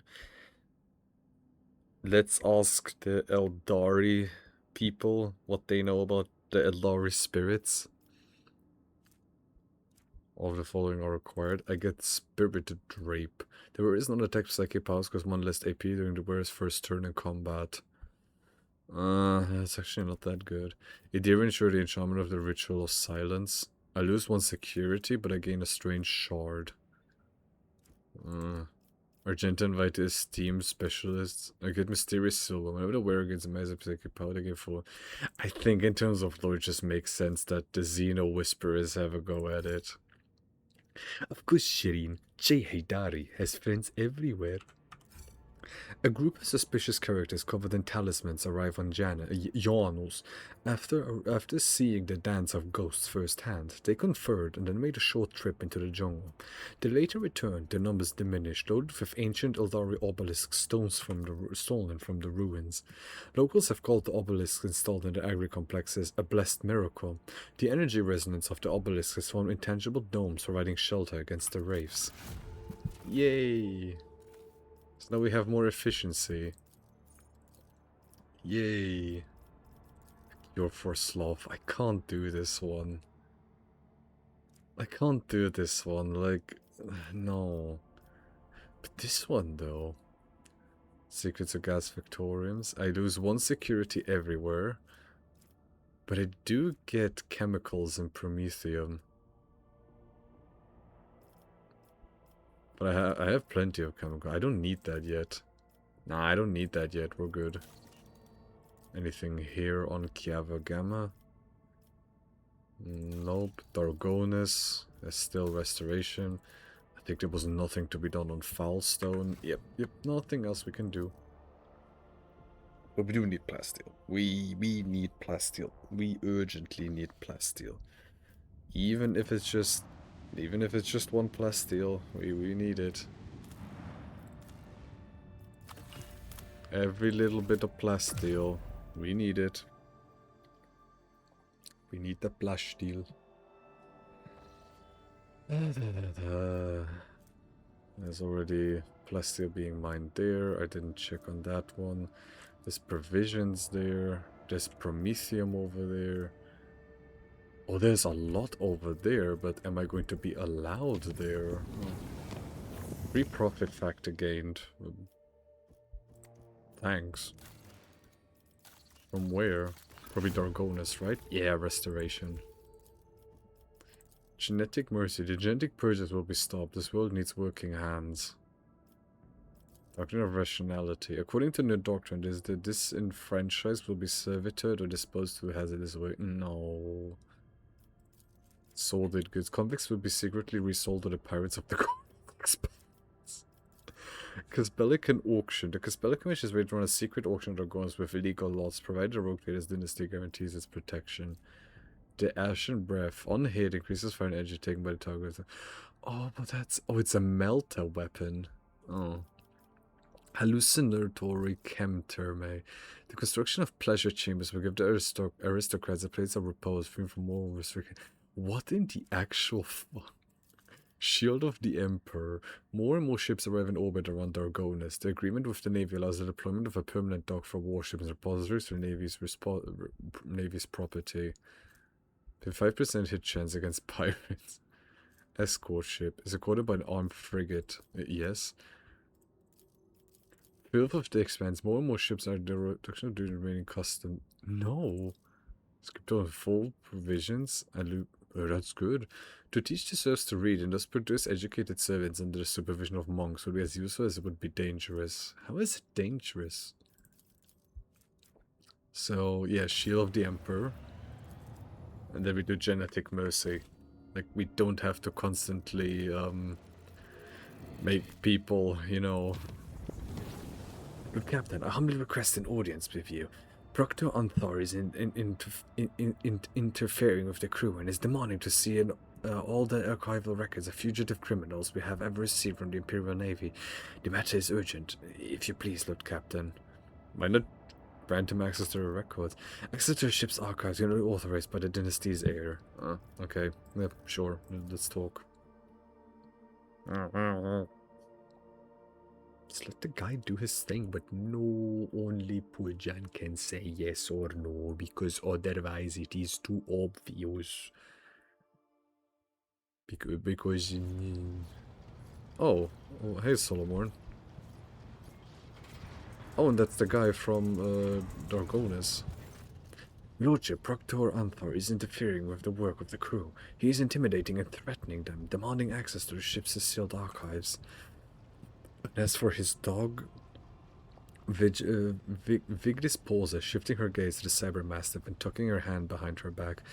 I humbly request that you take action. Vigdis, what's wrong with your hand? Allow me to explain.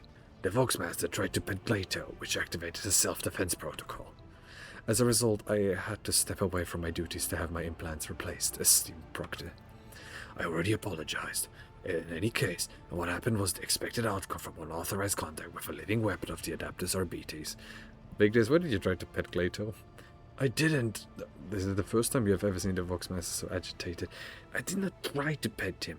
It is not customary to keep such cyber beasts on a void ship, Lord Captain. This is my first encounter with such a creature. That Glato, it was following me all over the bridge. And you decided to interfere with his work protocol. Vigdis cast Solomon a cold glance before continuing. I had studied the archives and found mention of a ritual to establish contact that involves an offering and a physical interaction with the beast. You are literally talking about a bribery. A pointless act. Cybermastiffs cannot be bribed, and neither can arbitrators. Solomon, stop interrupting at once. The Proctor nods briefly. Solomon, why are you sabotaging the work of the crew? I was compelled to intervene as Glato has intercepted a suspicious signal. The encrypted message contained the words heresy and fugitive. I managed to trace the signal back to the Voxmaster's workstation. I needed to dispatch Glato on a reconnaissance mission to obtain new evidence and, ultimately, to ensure your safety. In other words, you sent the beast to follow me. I questioned the crew in the Voxmaster's absence and established that the wanted bulletins sent by the Imperial Navy were being completely ignored. I suspect the senior officer Tolman is abusing your trust. What do you have to say, Vigdis? Vigdis presses his hands together. Report of fugitive criminals, which numbers in the hundreds, are of low priority. What's more, I know that Lord Captain Theodora was most adamant on the matter. If you forgive me, her exact words were, "We are not Grogstam bounty hunters." The Proctor would know that if he had brought his questions to me rather than interrogating astropaths and comm officers. As for the Vox transmissions, the frequency used by the senior officers is encrypted. I informed the staff of the situation regarding the Voidsman who was earlier brought before you on the bridge for trial. Need I remind you, Lord Captain, that Proctor Anthar has no authority to access transmissions conducted by the senior officers of the Rogue Traders' flagship, not to mention that the signal was unlawfully intercepted? Were you aware that there was a runaway heretic hiding among the ship's crew? No, Lord Captain. He was not on the list of wanted criminals in a coroner's expanse. I assume it is because of the relative insignificance of the heresies he was accused of by the Calexian authorities. Perhaps Proctor Anthar had information to which the Imperial Navy does not have access. Solomon, what you're suggesting? Your flagship is untouchable for external inspections because of its high status, and criminals are taking advantage of that. So you need an internal audit. You need to pull up the archives of wanted bulletins and double-check the crew records. This is the only way to identify and eliminate potential threats to you. This is madness for a ship whose officer corps alone compromises hundreds of people. The work hours that would be required for such an audit. I have listened ready to make a decision. There's no need for any audit. I trust my officers to keep everything that goes. Solomon, you will be granted access to archives leading an audit of my crew. Vigdis, you and Yenris will double check all the crew on your own. Do not involve the Proctor. Solomon, this is not some filthy hide backwater you seize your self-righteous investigations, and when you're better, hope I hear no further complaints. I mean, it was just one guy, but what if that one guy is, well, what if it's then two guys and then three guys and we just don't know about them because...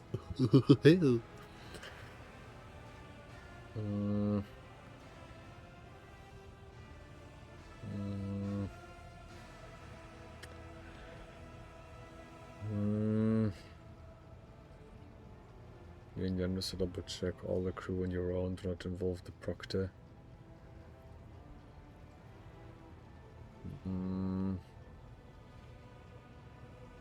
There's no need for an audit. Besides tests and criminals are taking advantage of this, you need an internal audit. You need to pull up the archives, mount the bulletins, and double check the crew records. There's not on the list of one of the criminals and coroner's handlers because of the relative insignificance of the heresies was accused by cliques and authorities. But it's still a heretic. And what if this heretic does something worse?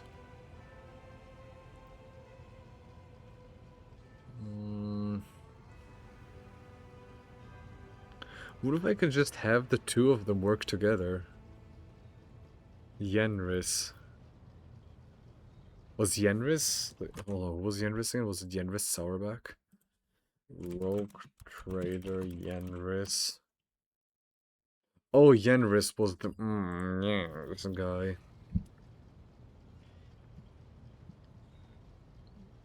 Hmm. And why aren't we giving him just access to it? Hmm.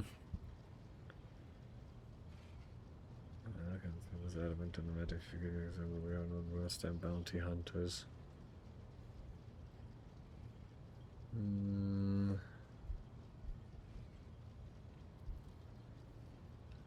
I was compelled to intervene as Glade had intercepted a suspicious signal and encrypted message containing the words heresy and fugitive. Hmm.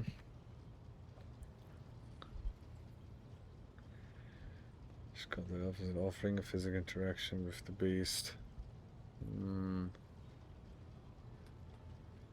But at the same time, Victus did try to bribe their...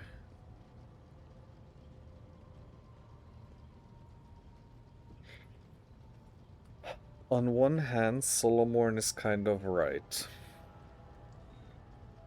On the other hand, I mean, it is a lot of work.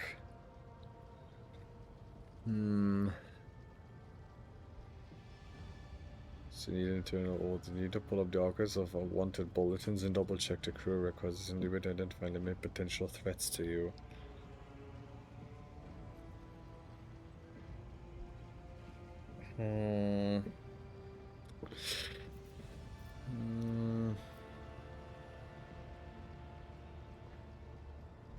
I'm gonna get hate from Victus, but Solomon, do your thing.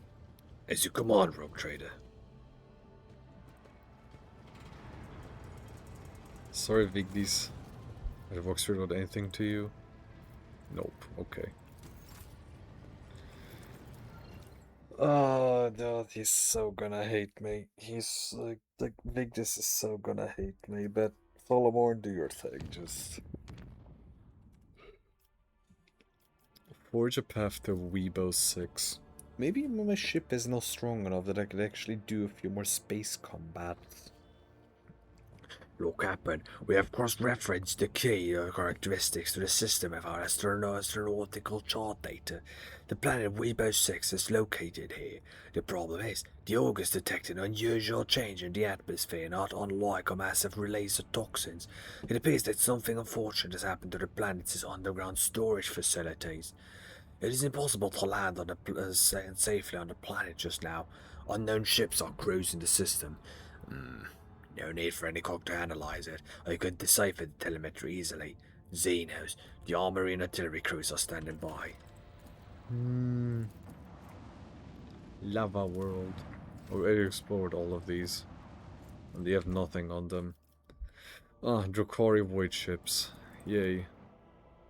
Yay, Drukari, yay. Yay.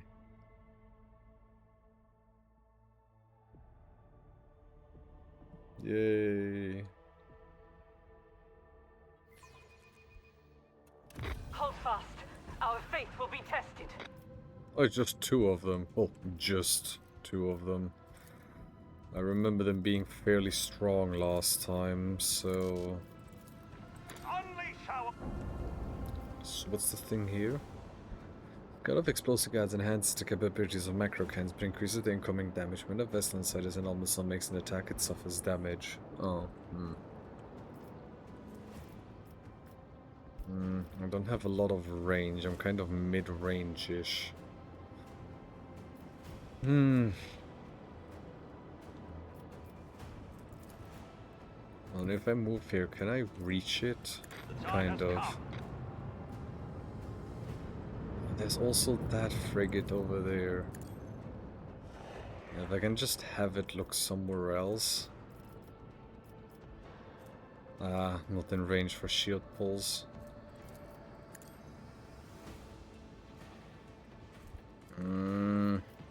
And its weak spot is to the right. All hands, prepare for acceleration. Bleed them.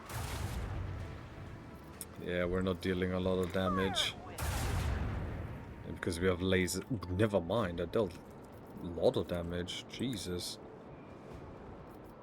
Yeah, I mean, I suppose I'm just gonna turn all my shields to the right and pray.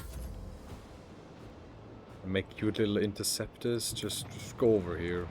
Just flank the that thing. Ow. Ow. There's a breach in our defenses. At least it used everything on my front. Yeah, Lost Hatred Frigate.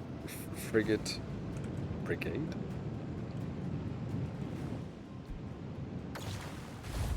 Guess this is wasting everything on my right flank.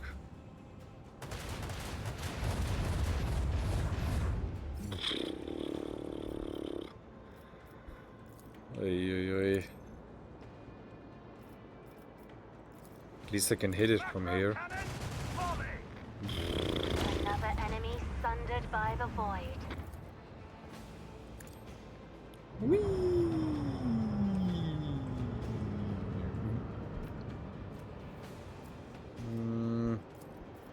mean, I can try to... Lay in the course. I can shoot some Ioanus. Torpedoes away. Some Ioanus torpedoes. Not in range. Damn it. In that case, shields to the front, recharge. Not much I can do right now, especially the interceptors. I deal a fuck ton of damage to these guys, damn.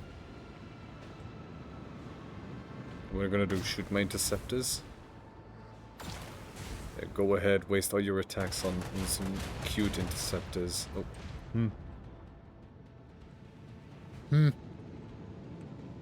They did waste everything on the interceptors, so... Come on, Eldari against the Drukhari. Oh. Blessed are the faithful. Upgrade? What can I upgrade? A level up upgrade. Level up. All hands on deck with 3 torpedo salvos instead of 1. Faction wants as a boarding pod. You can inflict an enemy ship, starting internal fires, plus be causing engine damage that cripples a ship for 1 round. 20 meters, 20 cell radius.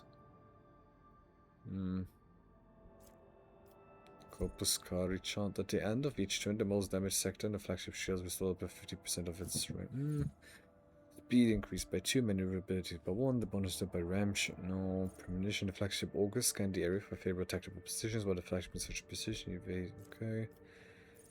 Reloads all macro cannons that were fired during the acceleration phase. New heading. While moving, the flagship may make its next turn at 90 degrees. Instead of the usual 45. Oh, no, I need that. And these. Yes, some mobility. We need some mobility. And now, of course, we need to repair. Hull repair 6 scrap. I mean 430 scrap to up. I mean it's only gonna be like a few HP, so Ebo 6. Should I scan this world first? Okay, Solomon, I don't want you anymore. I want Yerulet back. Hits of Vibo 6. Why am I going here again? I mean, it must have been because someone told me to, otherwise I wouldn't be going here. Duh. My servitor looks past you, not noticing your presence. What even servitor? Oh, there's a servitor there. Heightened concentration when the bounty has close a critical hit and 8% armor penetration until the end of combat. Stacks when the bounty. Maybe enemies kill by critical hit from the bounty hunter the ally. The bounty hunter gains damage pounds. Enemy affected by one of the more following prey trail or immobilized. Yep. Victory awaits. Why is my sniper on the? Was a penal world, but this, even the miscreants of this place do not deserve such a fate. What if I put Cassia all the way in the back and have it like this? What in the ever-loving... Men's body is frozen in an unnatural pose. The corpse's fingers are crooked and its teeth are bared in a ghastly grimace. And it's heresy. It's chaos. The broken, slashed and gutted body is still covered with the shreds of the planetary warden uniform. The man clawed at his throat right before he died. Caustic ooze gives off a sickening vapor that eats away at the lining of your nose and mouth, making your eyes water. Yay, chemical bullshit. The sign of Victoria, a witch called from the depths of Komarov. Tread carefully, Marish Pujanov. Okay. The bodies have been twisted into a pole resembling a servile bow and bound with barbed wire. You can clearly see several thin cuts left by bladed weapons of the body. The symbol of torment.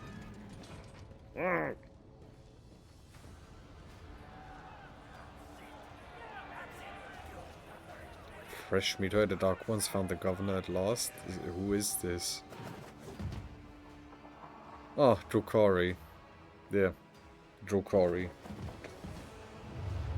Though Chaos is not too far off because it's Drukari.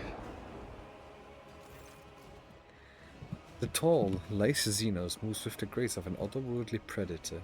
The creature gives you a dispassionate glance and casually speaks a few words that are immediately picked up by your elucidator. Mikandes, Alif, what is this? As one of the sisters found an amusing trinket in the ruins and saved it as a special treat for the Archon.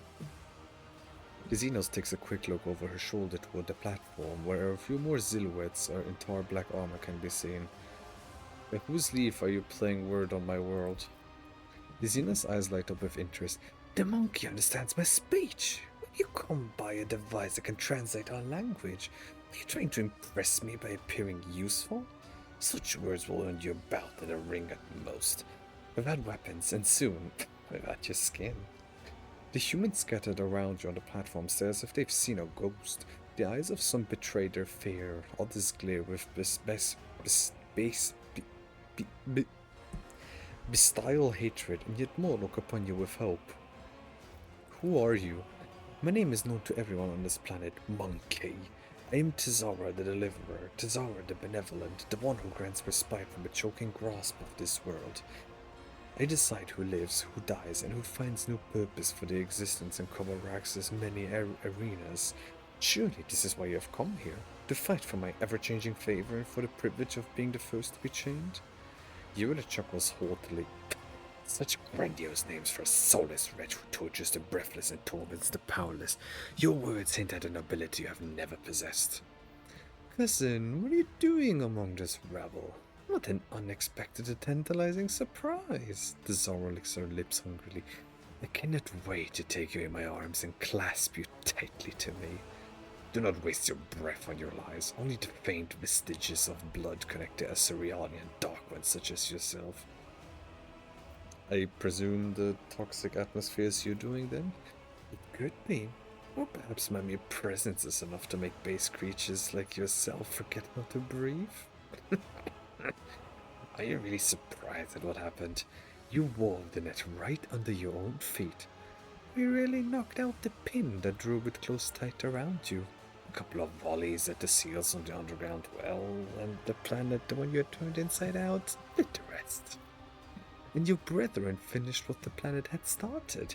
Oh, how they strived to please me and my entourage. How they slaughtered and tortured their own kin for mine and my sisters' delight. How they decorated this little arena with still living monkey. Do you think all that you see before you is the work of our hands? Think again. How could you stoop to this, to killing one another for the amusement of the enemies of humanity? It's a Drukari. I'm more curious to hear what she has to say. It's a Drukari. A hulking brute who can barely stand coughs up blood and wipes his lips. Why was I supposed to lie down and die? The one who survived the arena, the Xenos take them away. I saw humans boarding shuttles with my own eyes. They're going to take us away from here, you hear? Yeah, who gives a shit about us convicts? The lanky buggers may keep me on a leash, but at least I'll be alive, not coughing up my lungs. How cruel you are to your unfortunate king. These monkey have worked hard to entertain their elite audience. Each of them fights with a strength born of desperation, seeking to earn their place in my box of toys. There's always room for more. My toys do break so very easily. To be reduced to a Xenos' plaything. A shameful fate for the science of humankind. Abelard falls silent, shaking his head in dismay. Abelard, I wish for you to reconsider. Eurydice having her way with me is in the interest of humanity. It's Eldari human diplomacy. Hmm? A small group of Xenos neutralized the planetary defense and managed to win entirely impressive. How much would it cost to hire you? You ravaged the planet, wiped out millions of people, made us survive bend the knee. You will pay for this. I'm not paying for our mischief already. Am I not saving the worthless among your kin, gifting them the right to die for the delight of my brothers and sisters? And how abhorrent ingratitude is this? From the dusk behind Tesoro comes a cry. The distance between you and the Xenos is too great for the elucidator to interpret the words, but the tone alone speaks of irritation and impatience. Tesoro raises her blade and points at you. Tell you the monkey that whoever slits your throat will depart from their new home ahead of schedule. And tell them to hold nothing back. Tonight, they dance for Eurymeris herself, the great archon of the cabal of the Reaving Tempest. Deaf to Xenos, deaf to heretics. Tell Eurymeris that she's not going to like what she's about to see. Address the fighters in the arena. Dying to entertain Xenos is puffed the eternal shame and condemnation of souls touched by the emptiness and undying glory. Ready to join our blades who will destroy those who sought to kill you. To enter fighters in the arena. Do you truly wish to die to Xenos' best? If we join forces now, we can end this endless carnage once and for all. Exhausted and defeated faces trade worried glances. The hulking brute next to you hesitates, then spits and breaks into a grin. We're going to die anyway. Might as well do it without the heretics' brand. Slay the beasts! Tesoro emits a furious scream and takes a step back, signaling to her companions. The Xenos! Are you challenging me, Phil? Yes. Wait, is it a guy? Hold on, if I... Witch. I think they're witches. Wait, why is this empty? So, probably not a bad idea to cover my sides. Okay, so there's something there. So I can't shoot these guys. Hecatrix. Monofilament grenade. No. Burning touch of the woman. The chorus of a warp damage or effective psychic powers. They cannot use power from pain and lose all bonuses of disability for 2 rounds. They additionally suffer damage. Also, if I hit them with warp damage, they take more, but they also gain strength upon temporary one for each creature. So, okay. 14 MP? Are you mad? It's I Gunslinger. understand your intent. At least have the guys who could come close to me. If I must. So hold on, this one was psychomatic trauma, and this one was just for general damage. I am not your Xenos pet, monkey. You don't have to call me monkey. I have a name. You cannot force me, Elantak. Well, at least you don't call me monkey anymore, you call me Elantak. And let me do a regular shot. I'll deal death with my hands. Okay. Didn't think that was gonna kill. In my sights. It is none of an external if possible she makes an attack that cannot miss and doesn't account for the attack turn per limit. I mean, these guys are probably going to move, and the gunsling. Well, yeah. Aim for this guy. Maybe we're gonna hit. You will not withstand my vengeance. Actually hit them. Oh, you missed. Okay, I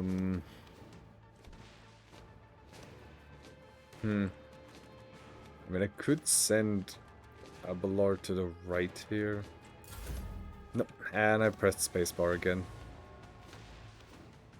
I pressed spacebar again, yay.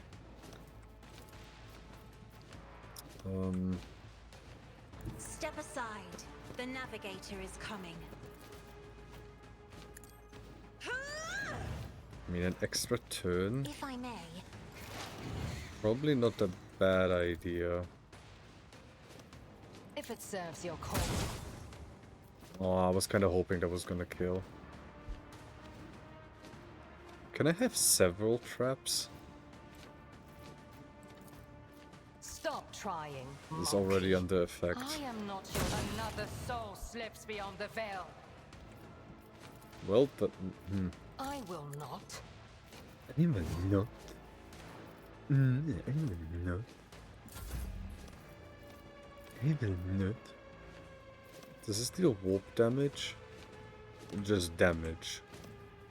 Me. If you insist, Lord Captain. So does she now have burning touch or warp? So it is warp damage, okay. I mean, can I shoot? No, because only one attack, okay. I am a navigator, not a servitor. What does it actually do again? 40% hit chance. Okay, just like higher chance of hitting. Caught you. You missed.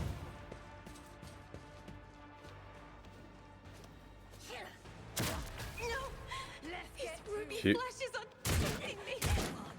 Cute damage. Like, damn, the gladiators are actually hitting them. Faith without deeds They're is actually worthless. hitting them. As the Emperor commands, I can escape the Emperor's How judgment. did it go through? I mean, it is a bolter. I shouldn't be surprised. it. It's a bolter.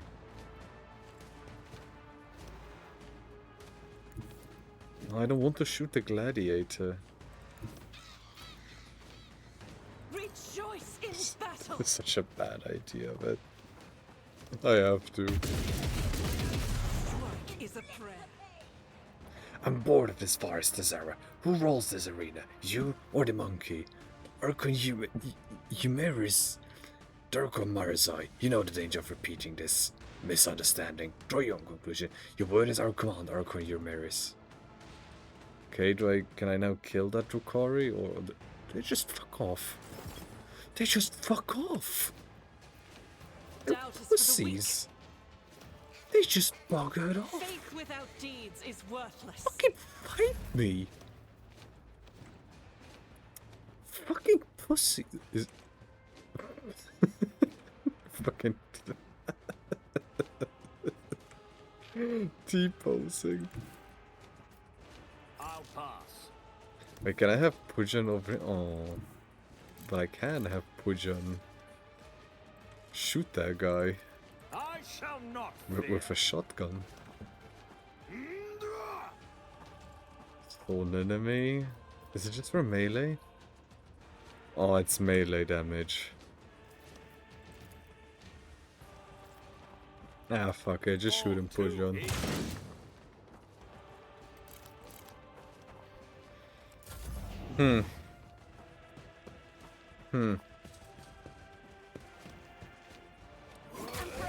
Deliver us! What are you doing with Cassie? Dare you? Boom. Hey, you ain't doing shit, bro. Here we go. Kill him. Come on. Let's make it quick. But, ow! Why are you trying to shoot her? Okay, so, I mean, there's no more than those guys, so, yeah, might as well just do It's a single good start. things. Single thing. Don't think I want them to get closer. I'll They just see to it analyze, personally. analyze, psychic shriek, and should kill. No. Shrimple. I'll make it happen. Shrimple, easy, gets the job done. On it. You will pay for this in blood. Dark prowess, double tap, quick attacks, power from pain. But isn't that... Oh no, it's just shock damage. maggot. Maggots. Show me what you've got. Why are they British? Show me what you got. This tedium is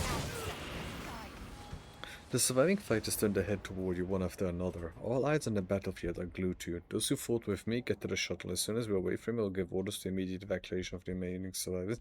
But as really Falzinos, you have atoned for your transgression against the Emperor. Get to the shuttle. The rest will be subject to selective punitives. I wouldn't tell us what to do with you. Well, I have your stuff. We aren't done with you yet. Nah, come with me. We'll see what I can do with you. my thoughts. I wanted your thoughts? Sure, what do you have to say? Goods. Is this Hunter Carapace?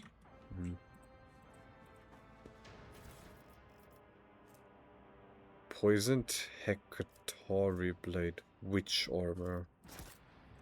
I mean, it's all Drukhari stuff, and I don't have the Drukhari chick with me. The body is missing parts of its extremities. It was hacked to pieces with dozens of strikes. Well, the reason I'm saying the Drukhari chick is because I know of the Drukhari chick. I've seen fan art. I didn't recognize the symbol. It may be a message of Cabal, a constellation of kill. The body was partially flayed, and judging by the amount of blood, the victim was still alive when it happened. Keep a sharp eye. Yay. Unnecessary suffering. Yay. We love unnecessary suffering. Okay, more of the Drukhari armor. More scrap, probably. Yup. A new challenge for me? Through guns thrown as my witness, we'll find these blasphemous wretches and make them pay for everything that happened here.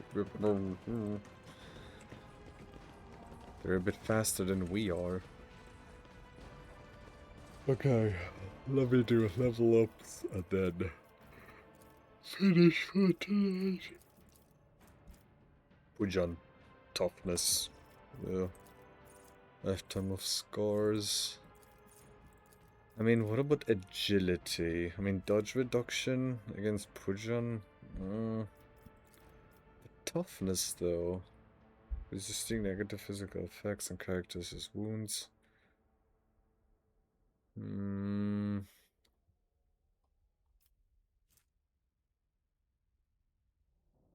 I think I'll actually do agility, just so Pujan has a higher chance of hitting them. Each injury increases therefore character's agility and willpower by 5 up to 60. It will not die. Base skill, athletics. Yeah. Until the end of the turn, the user gains 2 resolve each critical hit scored if they have an augment in their cortical insertion.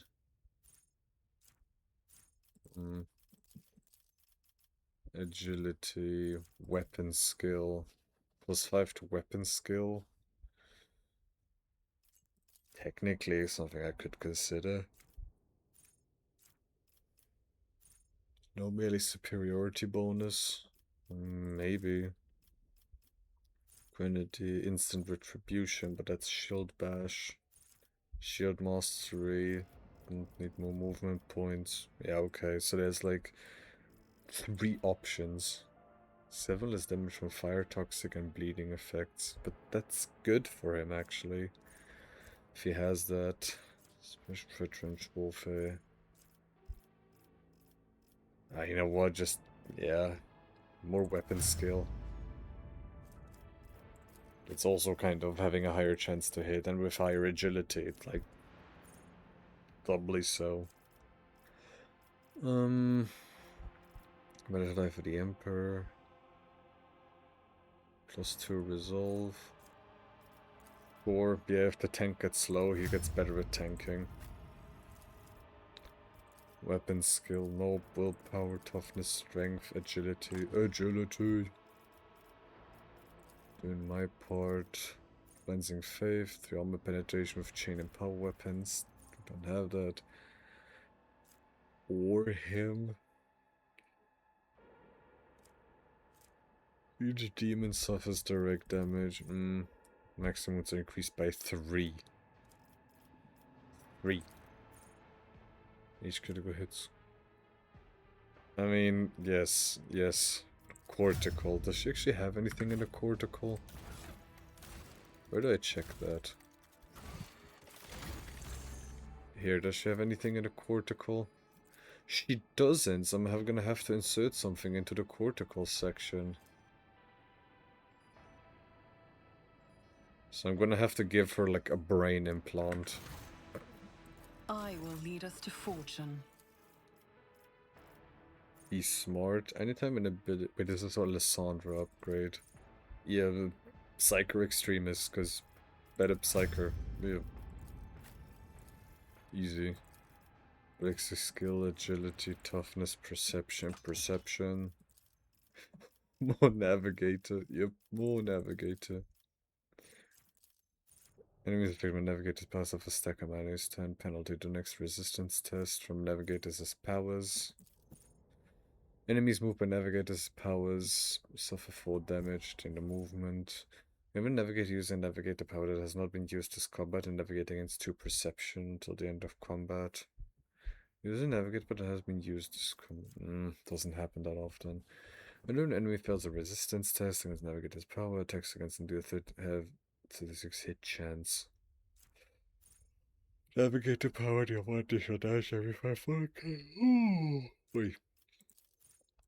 Allies targeted by navigator's abilities gain 5 total resistances against warp effects. Why is this one not starred? You know what, let's get the healing. How much healing is it actually? So it's like 7 base healing. Is it Nerves of Steel? Commanding Voice, Lasting Impression. Where was it? Strange Vitality. 7 plus 1 for additional wound every navigator 10 things. That's 4, 8, 9, 10. So she heals 17 per round. Not bad. In my sides, gain additional 80% armor pen.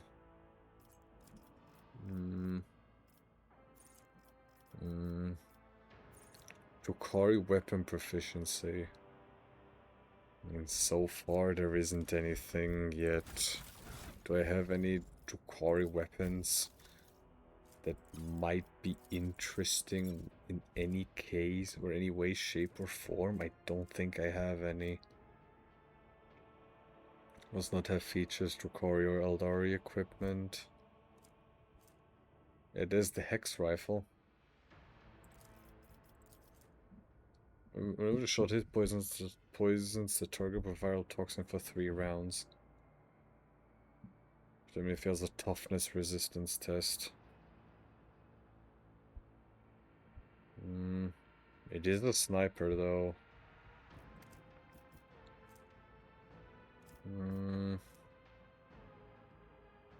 I mean the ranger.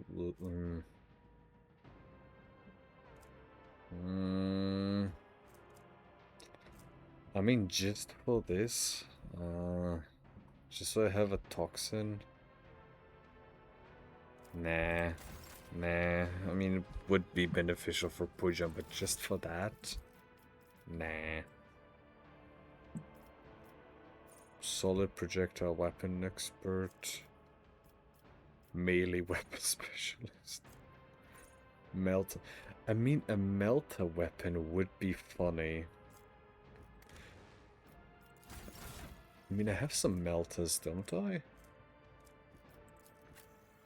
Where's the Melta? Yeah, I do technically have this one, but 55 strength? Yeah, no, that's not happening. But it would be funny if she could be using this one.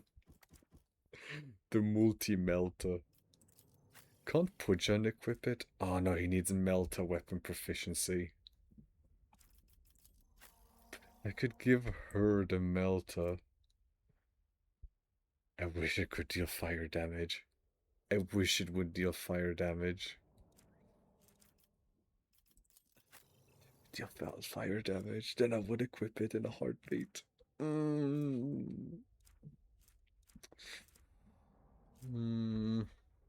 Yeah, do I have any Melta weapons that would be interesting to use? Besides this. I mean, there was that one from the planet that would deal more fire damage, but getting that just for that is a bit overkill. Flamer pistol, no.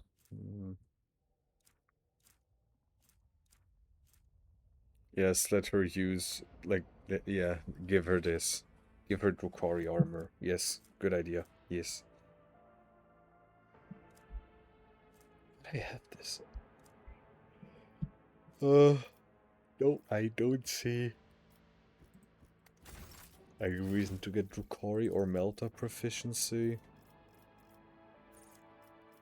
Dual weapon Drukhari deadly accuracy. Critical damage dealt by his character's Eldari range weapon is increased by +8. Yup. Yup. That was an easy choice then. Okay. Save game. Stream. Finish. And I don't mean the perkele. Quit to desktop. Quit to desktop. Quit desktop. Yes, quit desktop. Quit desktop. Yes.